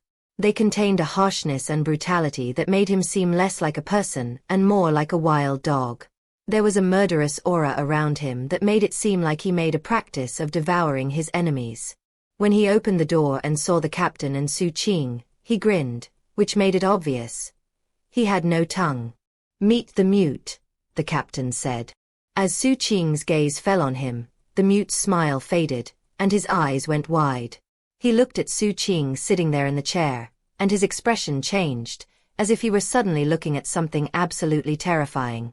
Then he started trembling physically. This sudden change made the office seem like it was filled with death. Chapter 107. Junior brother Xu Qing, are you around? In the office, the mute trembled while the captain looked on curiously. Xu Qing's eyes narrowed, but he didn't say anything. However, what he did notice was that the mute seemed to be looking with terror at his shadow. As Xu Qing stared at him, the mute trembled, clenching his fists tightly as beads of sweat popped out all over him. And popping sounds could be heard from his legs, as his muscles and bones grated against each other. It seemed like, on an instinctual level, he was ready for a deadly battle. As the moments ticked by, it seemed like he was undergoing unimaginable torment. Eventually, Xu Qing looked away, clasped hands respectfully to the captain, and then turned to leave. As he walked toward the door, the mute's terror seemed to grow, yet he didn't dare to back up.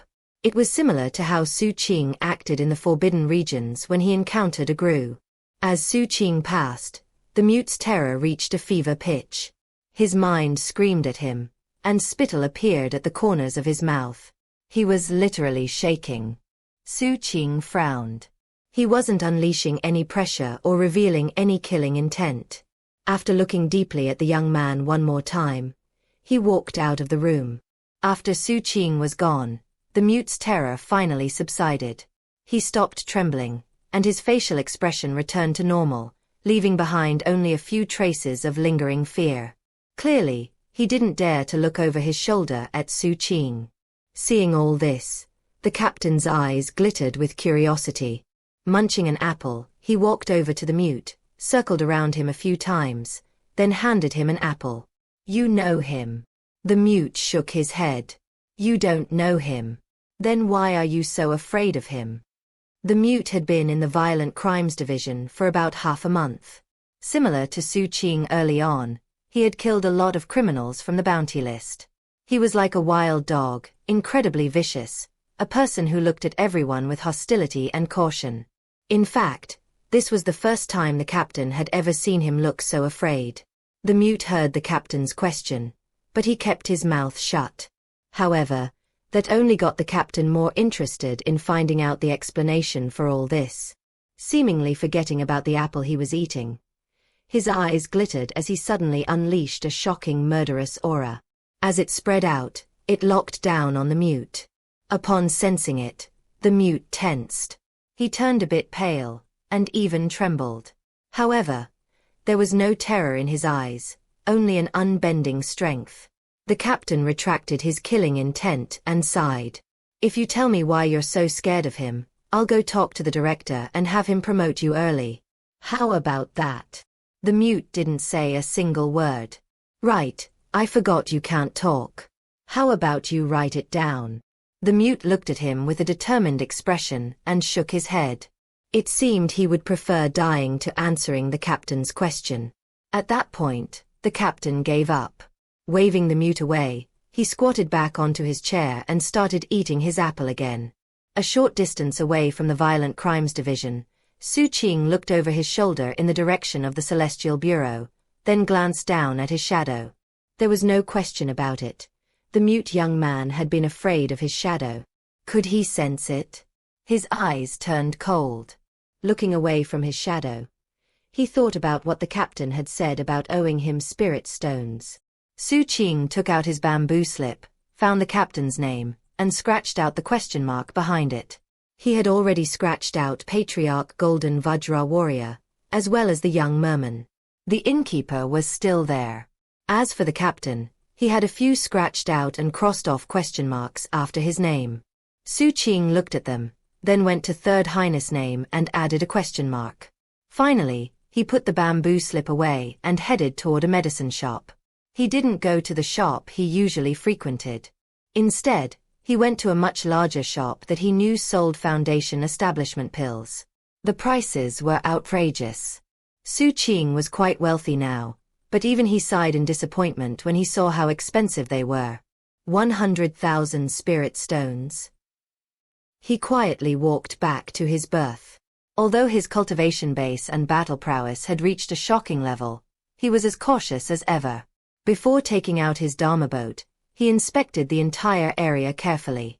After ensuring there was nothing suspicious, he took out the Dharma boat, stepped aboard, and activated the defenses. Then he entered the little medicinal plant laboratory he had set up and sat down cross-legged. A moment later, violet light spilled from his chest. Without hesitation, he directed the power of the violet crystal to suppress his shadow. After exerting pressure 3 times, he stopped his efforts. That was his usual practice. He wasn't sure what exactly his shadow was now, but that wasn't important. To play it safe, he would keep his shadow suppressed. Having accomplished that, Xu Qing started concocting poison. The 7th Peak's Grand Competition. As he concocted, he thought about the competition. His cultivation base was in the great circle of qi condensation, and though he knew he could continue to cultivate the sea-forming scripture, he also knew that he should start collecting the items he would need to break through to Foundation Establishment. He didn't know a lot about Foundation Establishment, but he did know that having Foundation Establishment pills would increase the chances of success when attempting the breakthrough. And having 1 pill wasn't enough. The sect had records with information about Foundation Establishment, but they weren't public. You needed to spend a huge amount of merit points to gain access. If you didn't get that information from the sect, you would have to buy it from someone else. After thinking about it for a while, he decided that he should pick a good time to wake up Patriarch Golden Vajra Warrior and ask some questions. Foundation Establishment pills are just too expensive. I definitely can't afford to buy them. I guess that means I'll have to go win some in the grand competition. Having made his decision, and considering evening was falling, he finished his poison concocting and started working on his cultivation. Outside, the setting sun spread a saffron gauze out over the port. The structures in the port district looked like parts of an ink painting, and the clouds in the sky were bright red. In that evening light, a beautiful young woman appeared, clad in a pale violet Daoist robe, her hair in a ponytail. She had an ancient bronze sword strapped to her back as she walked in the direction of Harbor 79. She was slim and pretty, and her ponytail and ancient sword made her seem valiant and heroic. She looked just like a conclave disciple should look, and even radiated a dashing aura. Wherever she went, the surrounding disciples would bow their heads and clasp their hands in greeting. Many of them felt their hearts pounding as she passed. She was in a good mood. Whenever disciples offered greetings, she would nod back in acknowledgement. Eventually, she reached Harbor 79, where she stopped for a moment, her face flush and her heart racing a bit. After taking a few deep breaths, she kept walking, right up to Xu Qing's berth. When she saw the familiar Dharma boat there, memories came flooding back. Raising her voice, she said, "Junior brother Xu Qing, are you around?" Harbor 79 wasn't usually a very loud and bustling place. People didn't come around very often, and therefore, someone with a pale violet Daoist robe would stand out a lot. As a result, this young girl had already captured a lot of attention. And when the disciples realized she had come to Xu Qing's Dharma boat, their eyes went wide. The fading light of the setting sun shone down on her, her long hair streaming behind her in the breeze and her Daoist robe rippling around her curvaceous form. It was hard to say if her face was naturally flushed in this moment, or if it was the sunlight shining on her. Either way, her eyes seemed to flash with liveliness and spirit. "That's conclave disciple elder sister Ding Shui." 1. What is she doing over here? Is she here for elder brother Xu Qing? AI. If only she'd come here looking for me. As the surrounding disciples looked on jealously, Xu Qing sat in his Dharma boat cross-legged. When he heard her voice, he frowned slightly, then walked out and saw her standing on the shore. "Elder sister Ding," he said by way of greeting.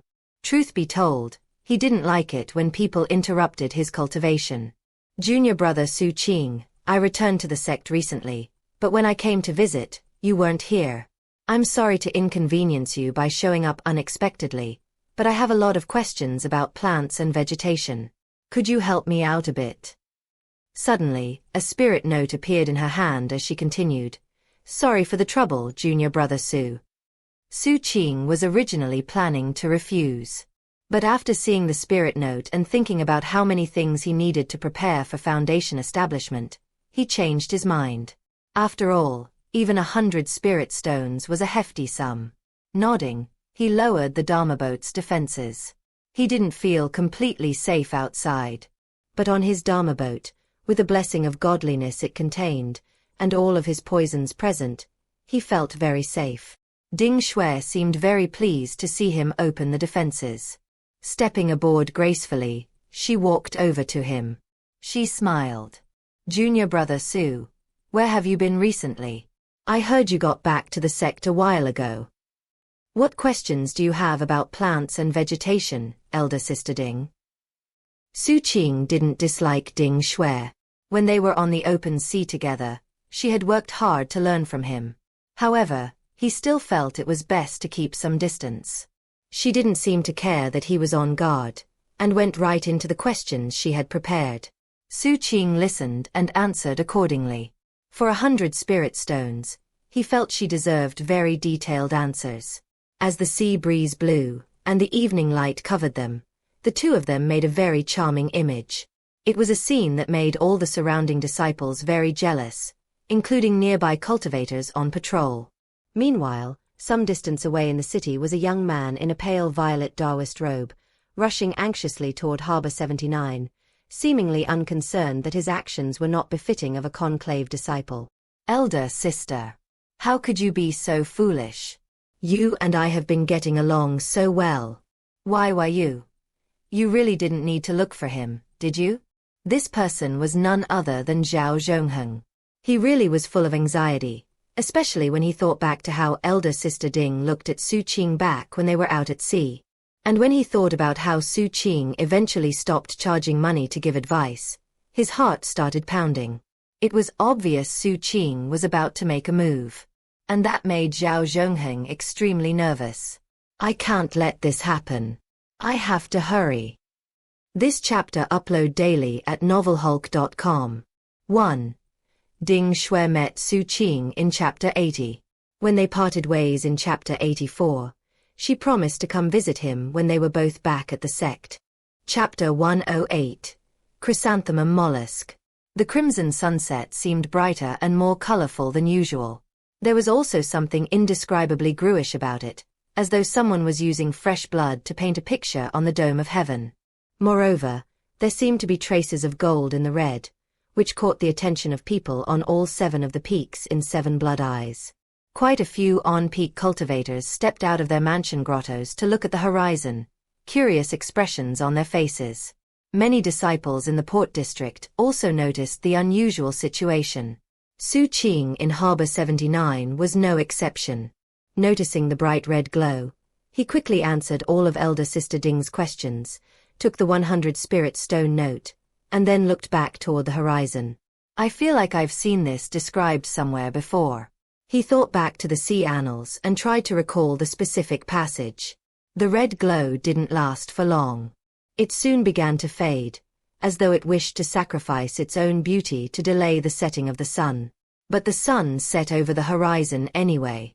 When elder sister Ding saw that it was getting dark, she had no choice but to say her farewells. Before leaving, she looked at Xu Qing again, and then her eyes glittered. Earlier she hadn't paid much attention to Xu Qing's cultivation base, but after inspecting him, her expression became one of disbelief and she said, Junior brother Xu, your cultivation base. Is it in the Great Circle? Xu Qing had been attempting to hide his cultivation.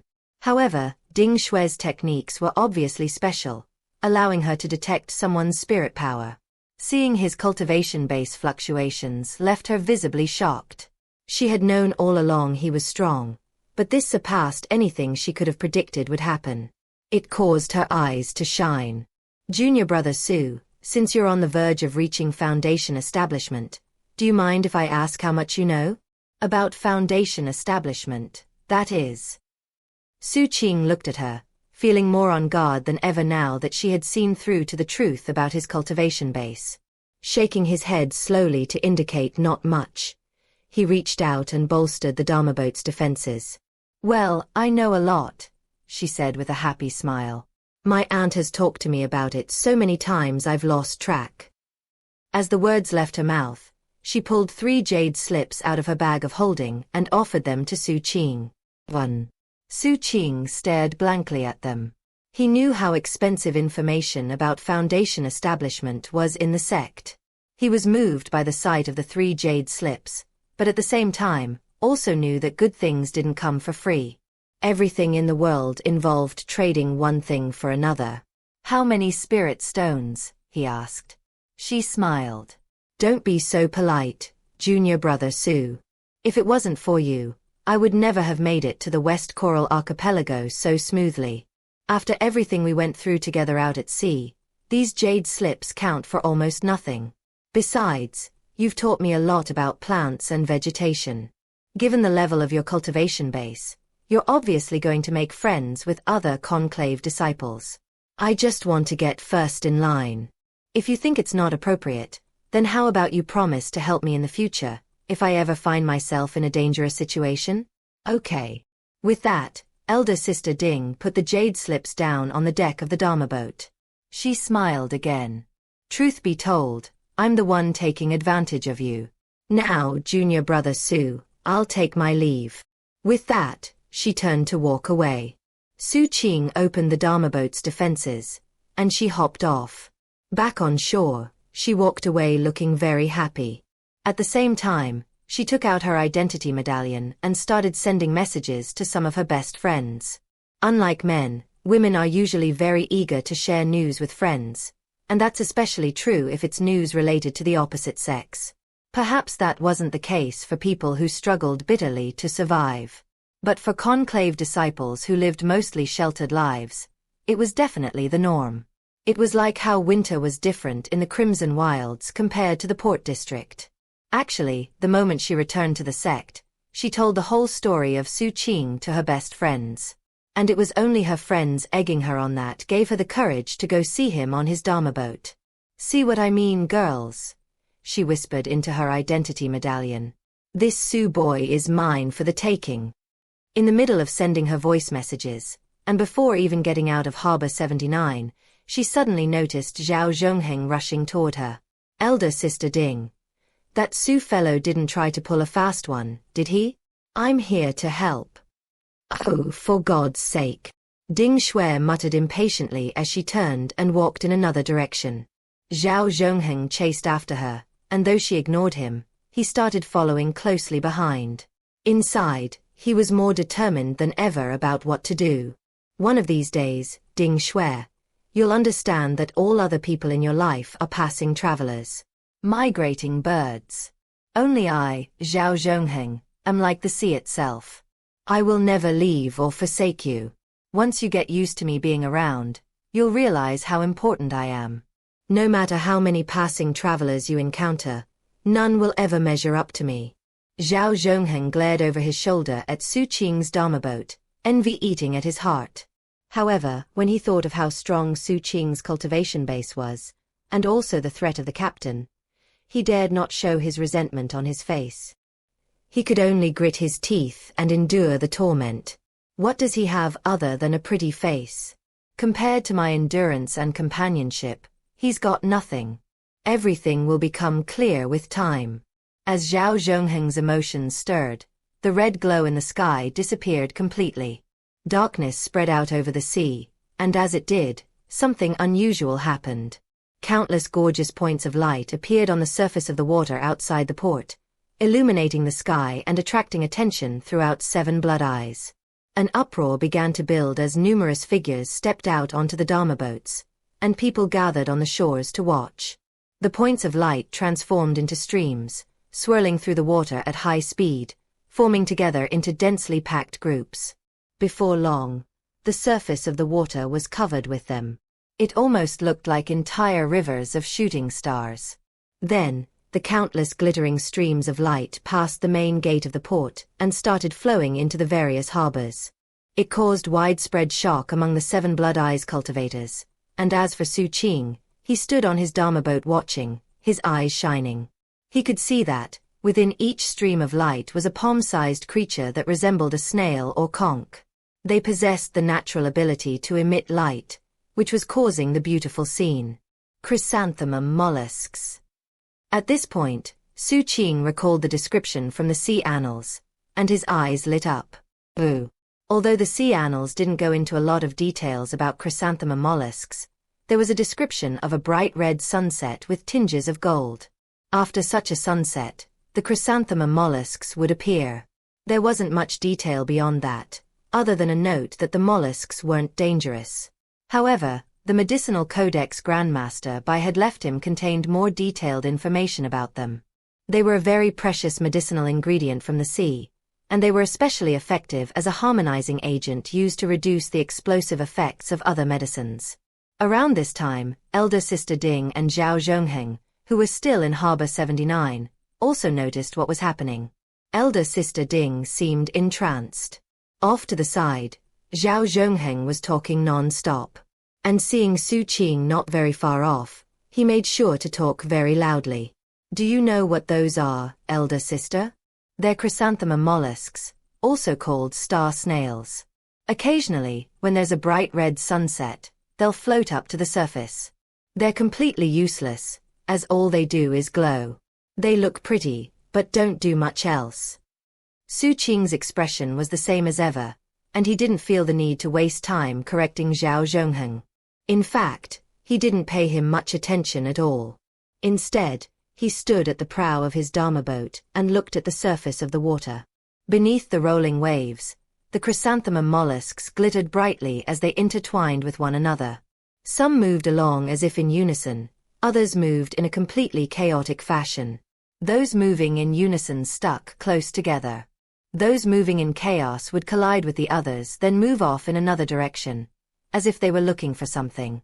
It was the latter that interested Xu Qing. Thinking back to some of the things Grandmaster Bai had taught him, he kept his eyes on the chaotic chrysanthemum mollusks and waited for the right opportunity. Not all chrysanthemum mollusks made good medicinal ingredients. Instead, you needed to wait to identify a male mollusk that couldn't find a suitable mate. Because of certain aberrations in such mollusks, they were the type that could be considered medicinal minerals useful for cultivation. Zhao Zhongheng seemed very pleased with himself when Xu Qing didn't say anything in response to him. Chin jutting out arrogantly, he said, "Sect records indicate these things are useless. The show will be over shortly." Elder sister Ding seemed annoyed with Zhao Zhongheng as she coolly said, "It's good enough that they can glow. They don't keep their gorgeous light to themselves. They illuminate others as well. That's a lot better than being pitch black." Zhao Zhongheng's eyebrows shot up, and he was about to say something further when, out of nowhere, Xu Qing, who had been completely ignoring them up to this point, suddenly shoved his hand in the direction of the water and made a grasping gesture. The water vapor in the area instantly turned into water droplets, which then converged into the shape of a hand. Moving with shocking vigor, the hand dropped into the water toward the countless chrysanthemum mollusks. A moment later, the hand returned to Xu Qing, then vanished. The chrysanthemum mollusk that it held then dropped into Xu Qing's palm. The creature's spiral shell was covered with natural striations that resembled a chrysanthemum flower.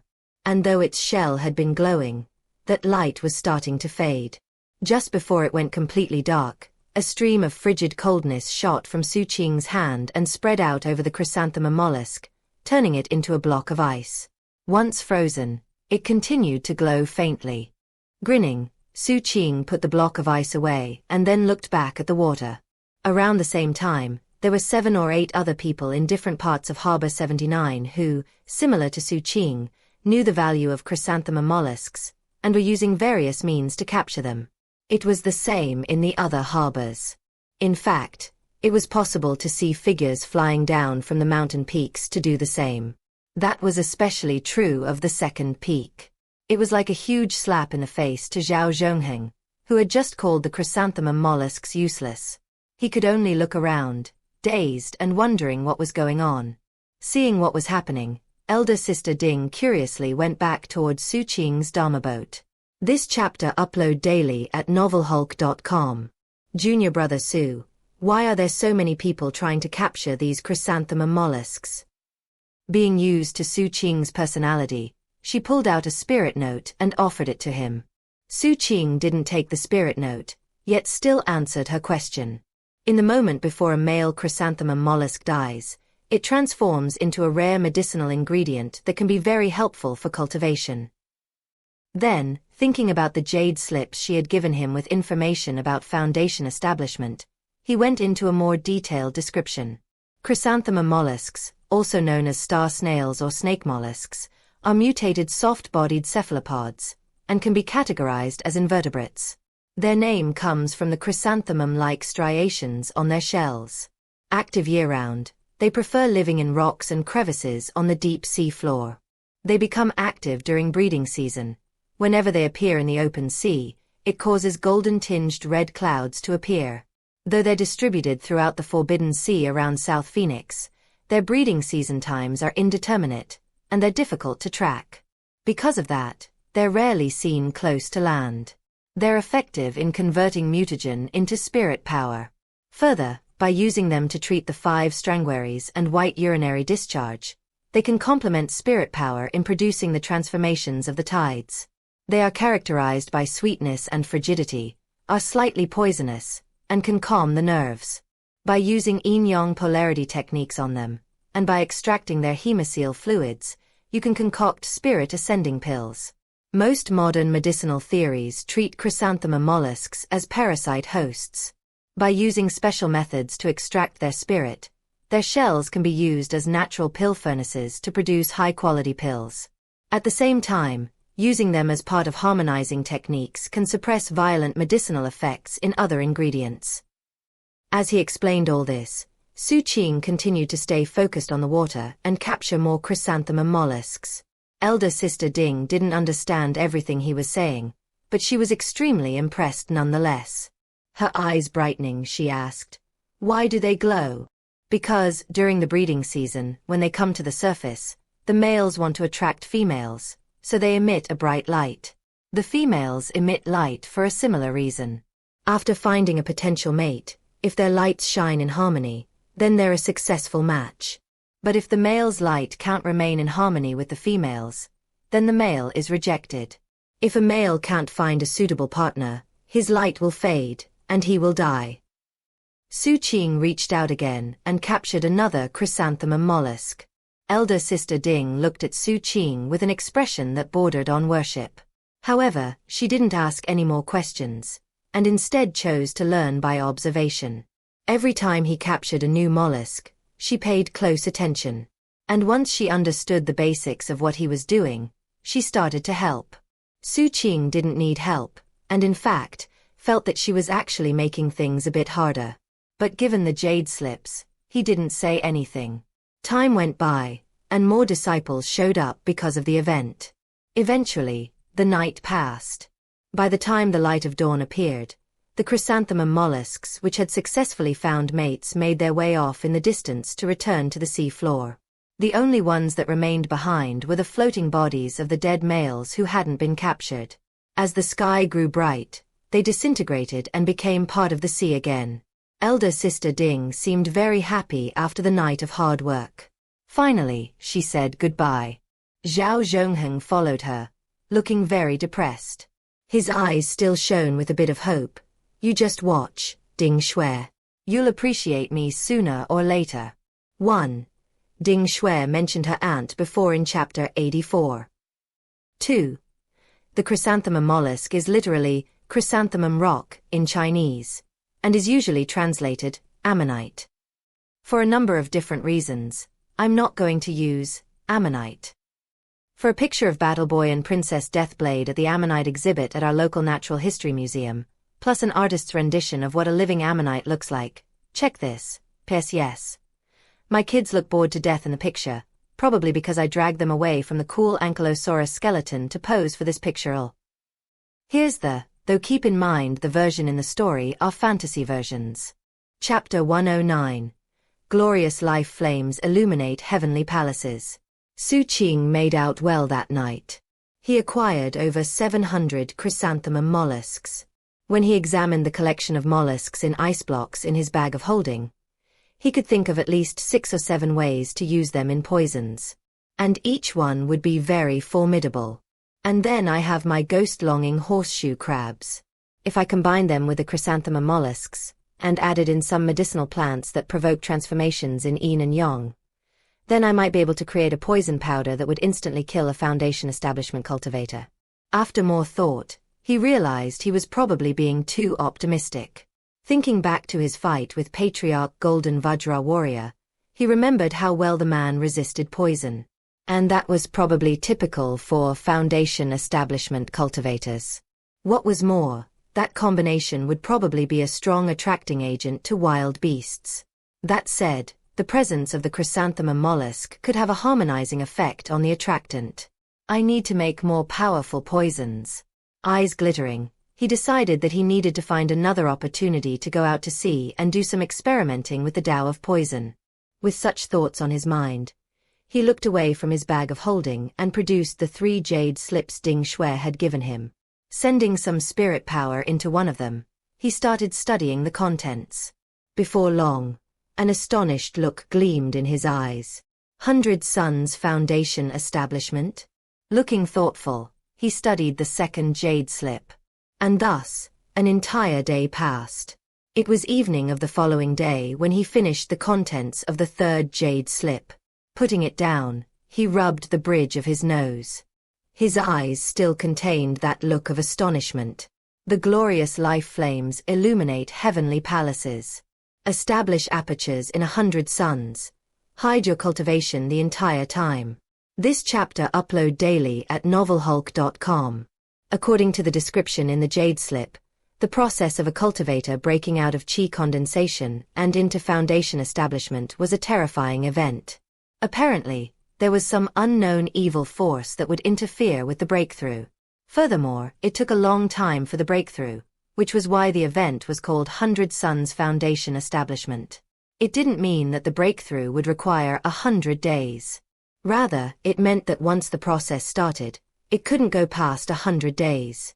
And the longer it took, the more terrifying it was. The jade slips didn't go into detail about why it was so terrifying. But it did imply that when a cultivator tried to break through to Foundation establishment, it would attract grus. And even those who escaped death and survived the ordeal would end up in a wretched state. Because of that, the passage of time was an important factor in Foundation establishment breakthroughs. The breakthrough process was almost like stealing destiny and trying to make sure the act wasn't discovered. What was more, in order to avoid the attention of those terrifying grus, cultivators attempting a breakthrough would usually use special magical devices to protect themselves. Such devices weren't necessarily rare, but they were usually under the control of great sects and species. 7 Blood Eyes had them, and they were kept in special locations. When a disciple wanted to attempt a breakthrough, they could apply to use them. Of course, they were very expensive. You had to pay an hourly rate of 100 spirit stones to use them. Rogue cultivators, or people who didn't plan to use magical devices of protection, were taking a huge risk in attempting to reach Foundation establishment. The death rate was high, and thus, few people would ever try to make a breakthrough on their own. Xu Qing immediately thought of the broken face of the god.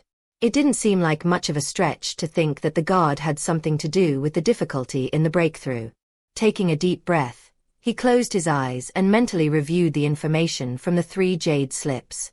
Foundation establishment was about using your spirit seed to open Dharma apertures within your body. Dharma apertures were spots hidden throughout the body which contained a mysterious force within them. Upon opening them, one's life level could be completely transformed. Qi condensation and Foundation establishment were fundamentally different. In Qi condensation you built reserves of spirit power into a spirit sea. In Foundation establishment, cultivation was about opening consecutive Dharma apertures.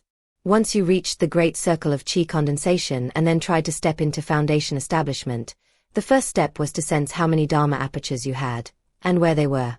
Next, you used your spirit sea to batter open a single Dharma aperture.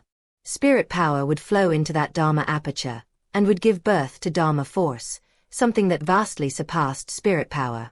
Qi condensation cultivators had spirit power. Foundation establishment cultivators had Dharma force. The latter was poles apart from the former. Similar to how different cultivators could accumulate different amounts of spirit power, the amount of Dharma force that came with the opening of Dharma apertures was also different. The more spirit power you accumulate during Qi condensation, the more Dharma force you would have later. That advantage applied to every single Dharma aperture you opened later. And that effect would build up, leading to wildly varying differences in cultivators. Sensing the location of those Dharma apertures was the most important factor. If you wanted to open a large number, you needed to be able to sense all of them. That was where foundation establishment pills came in handy. Because the initial breakthrough would determine one's future potential, it was a very important moment for cultivators. As for mutagen, it would interfere with one's ability to sense the location of Dharma apertures. In a world encroached upon by the aura of a god, 99% of all living beings had different levels of mutagen within them. Only a very small minority didn't. The more mutagen a cultivator had when trying to reach foundation establishment, the fewer Dharma apertures they would be able to find. Generally speaking, being able to sense 80 of them was considered acceptable. Those who sensed 90 were outstanding, and was generally only possible for disciples in the great sects. Casting your senses out to find Dharma aperture was like groping around in the darkness of night. It was possible to encounter terrifying things, and it could attract the attention of grus. That was the origin of the saying, establish apertures in 100 suns. Hide your cultivation the entire time. In terms of the upper limit of Dharma apertures, it was 120. However, that was only a theoretical limit. People who could open that many Dharma apertures were as rare as phoenix feathers or Qilin horns. One of the jade slips mentioned that in the revered ancient mainland, where humans originated, there were special methods that could be used to purify the body of mutagen, and then attempt to reach the higher limits. But that required a massive amount of spirit power. And even being purged of mutagen, one's natural characteristics would influence one's ability to sense the Dharma apertures. People who accomplished that always had impressive backgrounds, or were fundamentally terrifying in nature. They were usually people who came from superpower sects or extremely ancient clans, the type that had once produced ancient emperors and imperial sovereigns. 7 Blood Eyes was powerful, but that was only in the context of South Phoenix. Only the 7 Sect Coalition could possibly be considered a superpower sect on the revered ancient mainland. In fact, 7 Blood Eyes didn't even qualify to produce disciples like that. From ancient times until now, not a single one had appeared there. Not a single one.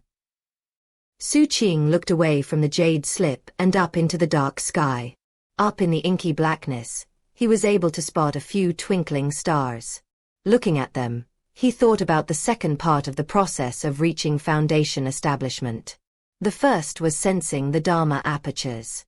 The second was actually breaking open the first Dharma aperture, unleashing Dharma force, then sending it throughout one's body to push it into a different level of life. When you did that, your breakthrough to foundation establishment was considered a success.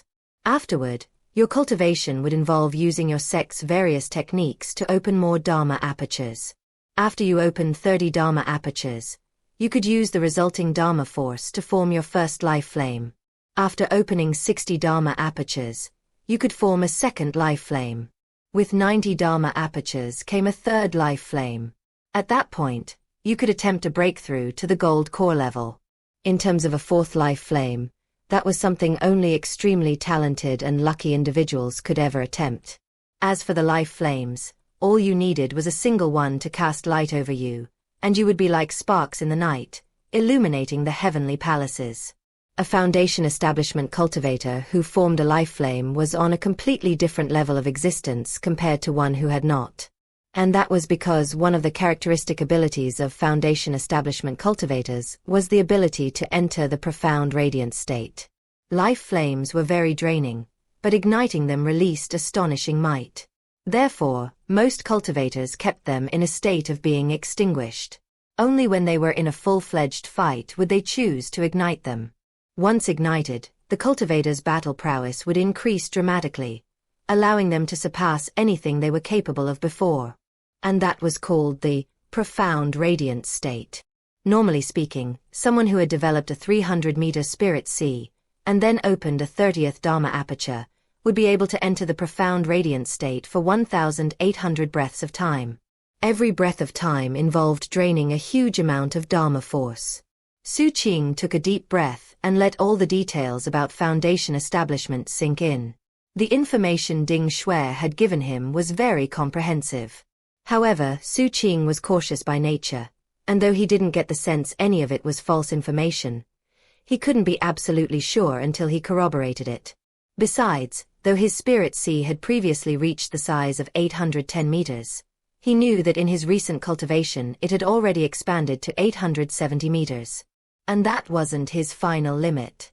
Nor was he finished with the sea and mountain incantation.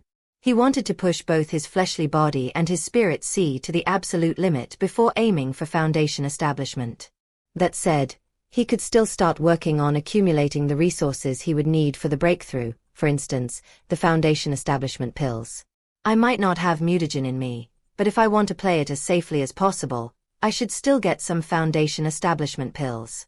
Ideally, I should get 2, although I'm not sure how I can afford that. Looking into his bag of holding, he sighed. He really was a long way from having that much money. I'll also have to rent a safe place, and that's also ridiculously expensive. The Jade Slip says 7 Blood Eyes disciples can get loans to cover the cost. Once you reach Foundation establishment, you'll have 3 years to pay it back in principal and interest. But I would still have to provide the pills. He really didn't like the idea of paying interest. After all, his payments would work out to about 50% interest. At 5,000 spirit stones per month for 3 years, that's 180,000 spirit stones. The rent for 100 days would be 200,000. No, it's not worth it. He had to sigh at the realization of how difficult it was to reach Foundation establishment. Now he realized what the captain had been talking about. This was why so many disciples kept their cultivation base low and were setting their sights on the grand tournament. And it seemed he was in the same position, and was now really starting to look forward to the tournament.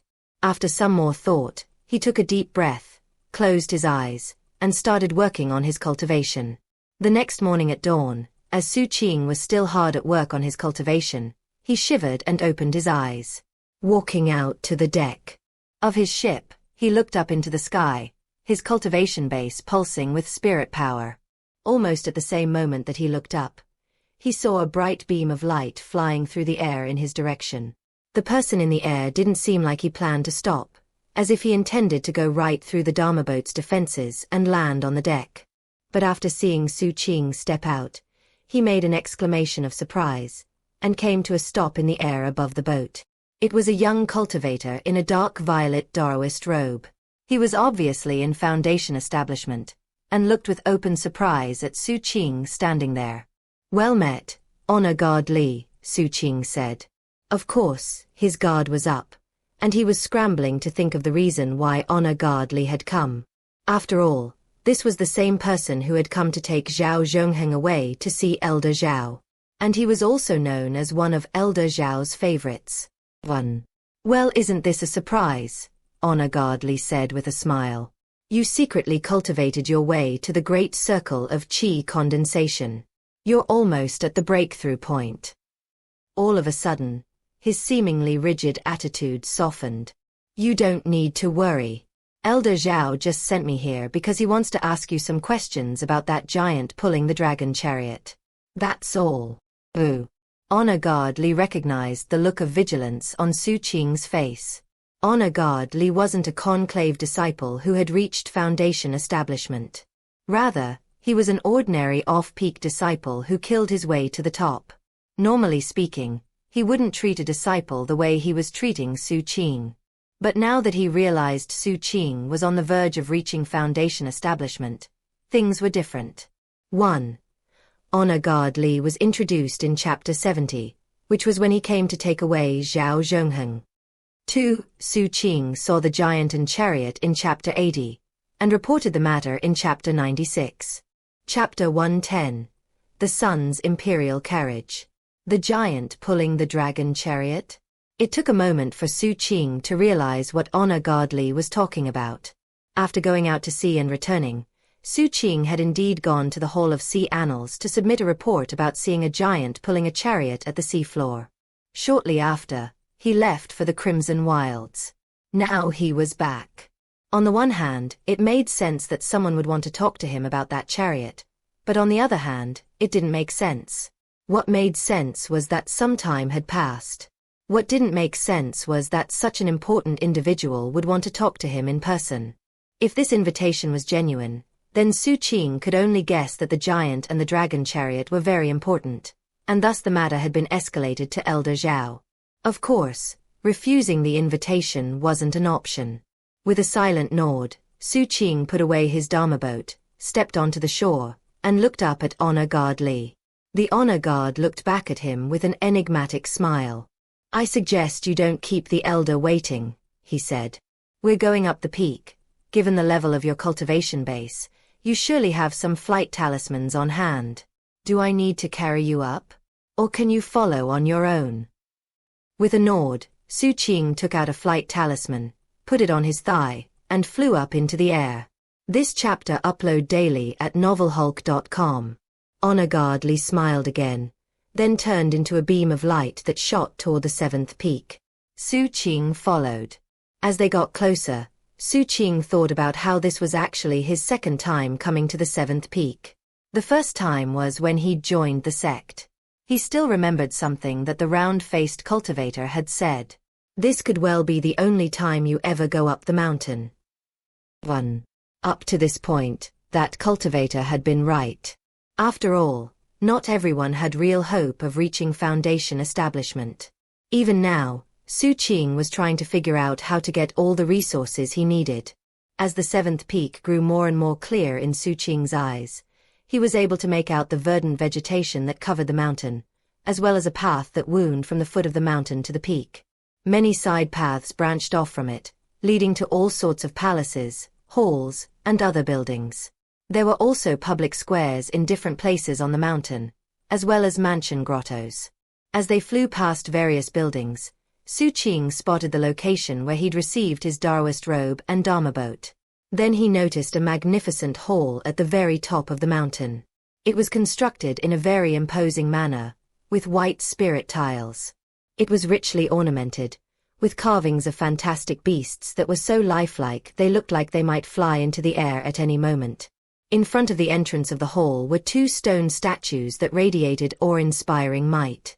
The hall's doors were opened, yet for some reason the interior wasn't visible to Xu Qing. Everything inside looked blurry. Honor Guard Li landed in front of the hall, and Xu Qing landed next to him a moment later. Instantly, a sense of intense danger filled Xu Qing from head to toe.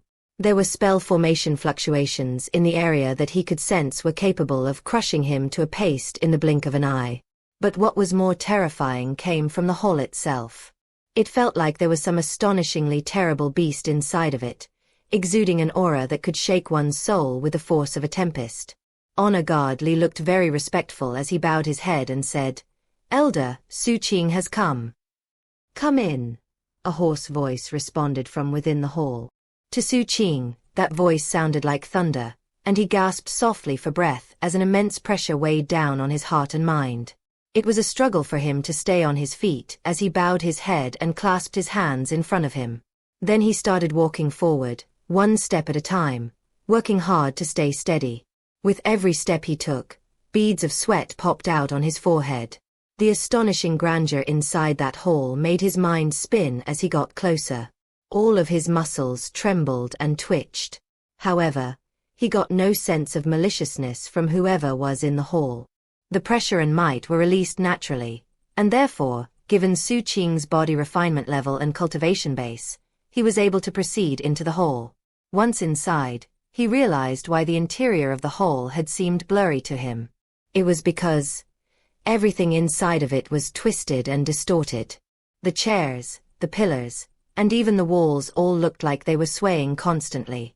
And all of the distortions led to one spot, an old man sitting on a throne at the far end of the hall. Xu Qing couldn't see his face clearly, but he did see that the old man wore a violet Daoist robe and had white hair. The ripples and distortions radiated out from the man, apparently the result of some invisible force within him. Fighting back against the vertigo he felt, Xu Qing inclined his head, clasped hands and bowed. "Greetings, Elder. Tell me the details of the golden crow dragon chariot that you saw." Though the old man spoke calmly, his words became like echoing booms inside Xu Qing's mind. Xu Qing took a deep breath. There wasn't really anything about the incident that he could hide.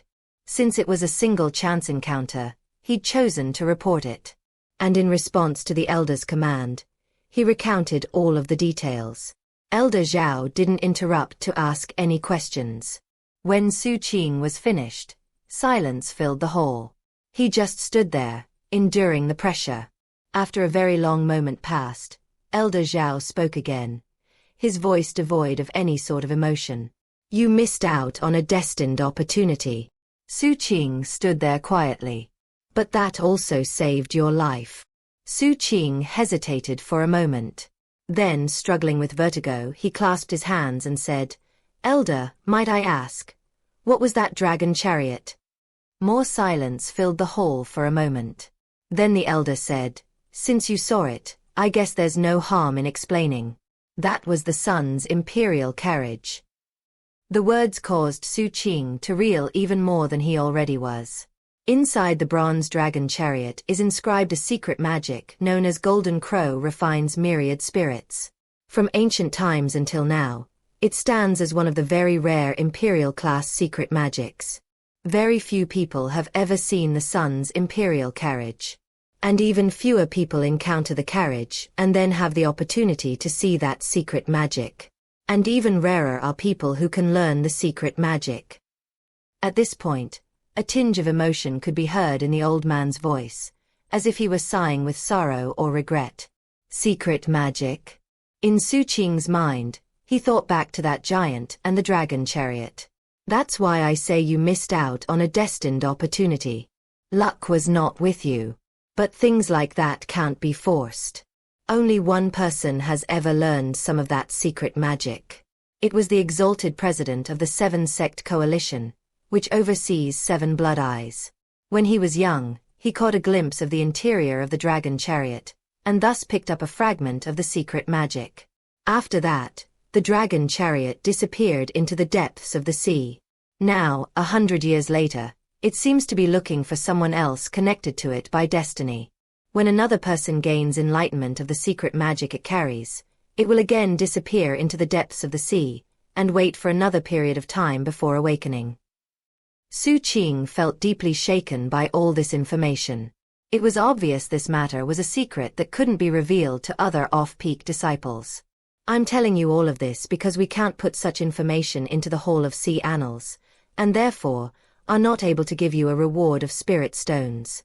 As such, the knowledge itself will be your reward. It seems your cultivation base is on the verge of a breakthrough. The 7th Peak's grand competition is coming up. Do your best." As the old man's words echoed in the hall, a stream of power wrapped around Xu Qing and removed him from the hall. Once outside, everything on the interior again seemed blurry to him. Hands clasped, he bowed deeply in the direction of the hall. He was now covered in cold sweat. Though he had only been inside the hall for a short time, the immense pressure had been difficult to endure. Elder Zhao reminded Xu Qing of some of the beasts he had seen in the forbidden regions in the past, except vastly stronger and far more terrifying. Honor Guard Li was waiting outside. Upon seeing Xu Qing emerge, he smiled. "I'll escort you down," he said. "Ooh." With that, he flew into the air. Xu Qing took a deep breath and followed him. As he flew, the wind blew, drying his sweat. However, it couldn't remove the memory of the terrifying feeling of being in Elder Zhao's presence. Looking back at Xu Qing, Honor Guard Li said, "Elder Zhao isn't an ordinary on-peak elder. Of the 13 elders on the 7th peak, he ranks 3rd. By the way, I heard Zhongheng mention you. Zhongheng is, well, as the elder himself has said, he's an idiot, but he has a good heart. At this point they were beyond the 7th peak. Leaving those words with Xu Qing, Honor Guard Li turned and went back to the mountain. Xu Qing watched him go, then entered the city. He knew exactly what was meant by the final words. They were a warning that, regardless of what friction existed, he shouldn't try to kill Zhao Zhongheng. Xu Qing hadn't even been considering that anyway. Zhao Zhongheng has a good grandpa.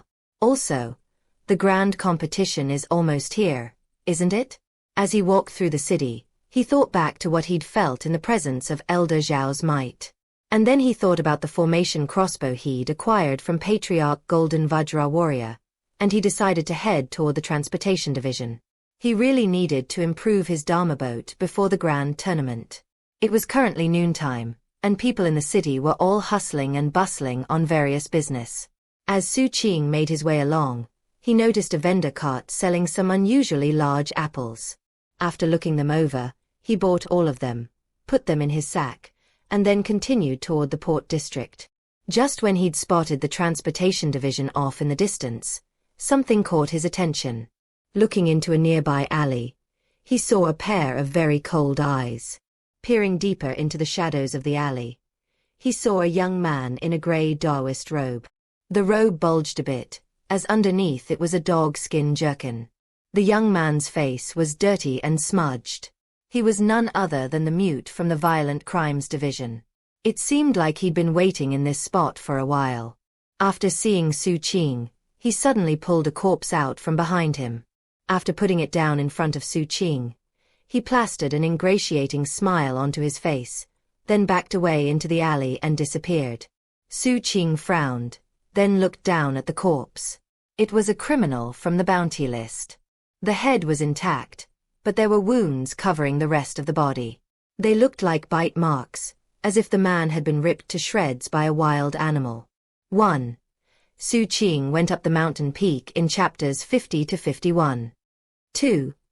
It's noteworthy that Honor Guard Li is escorting Xu Qing down the mountain. If you recall, when Xu Qing joined the sect, the round-faced cultivator did not see him down the mountain. As I mentioned in a previous footnote, in Chinese culture, seeing someone off, or escorting them when they depart, is a sign of respect. The further you escort them, the more respect it shows.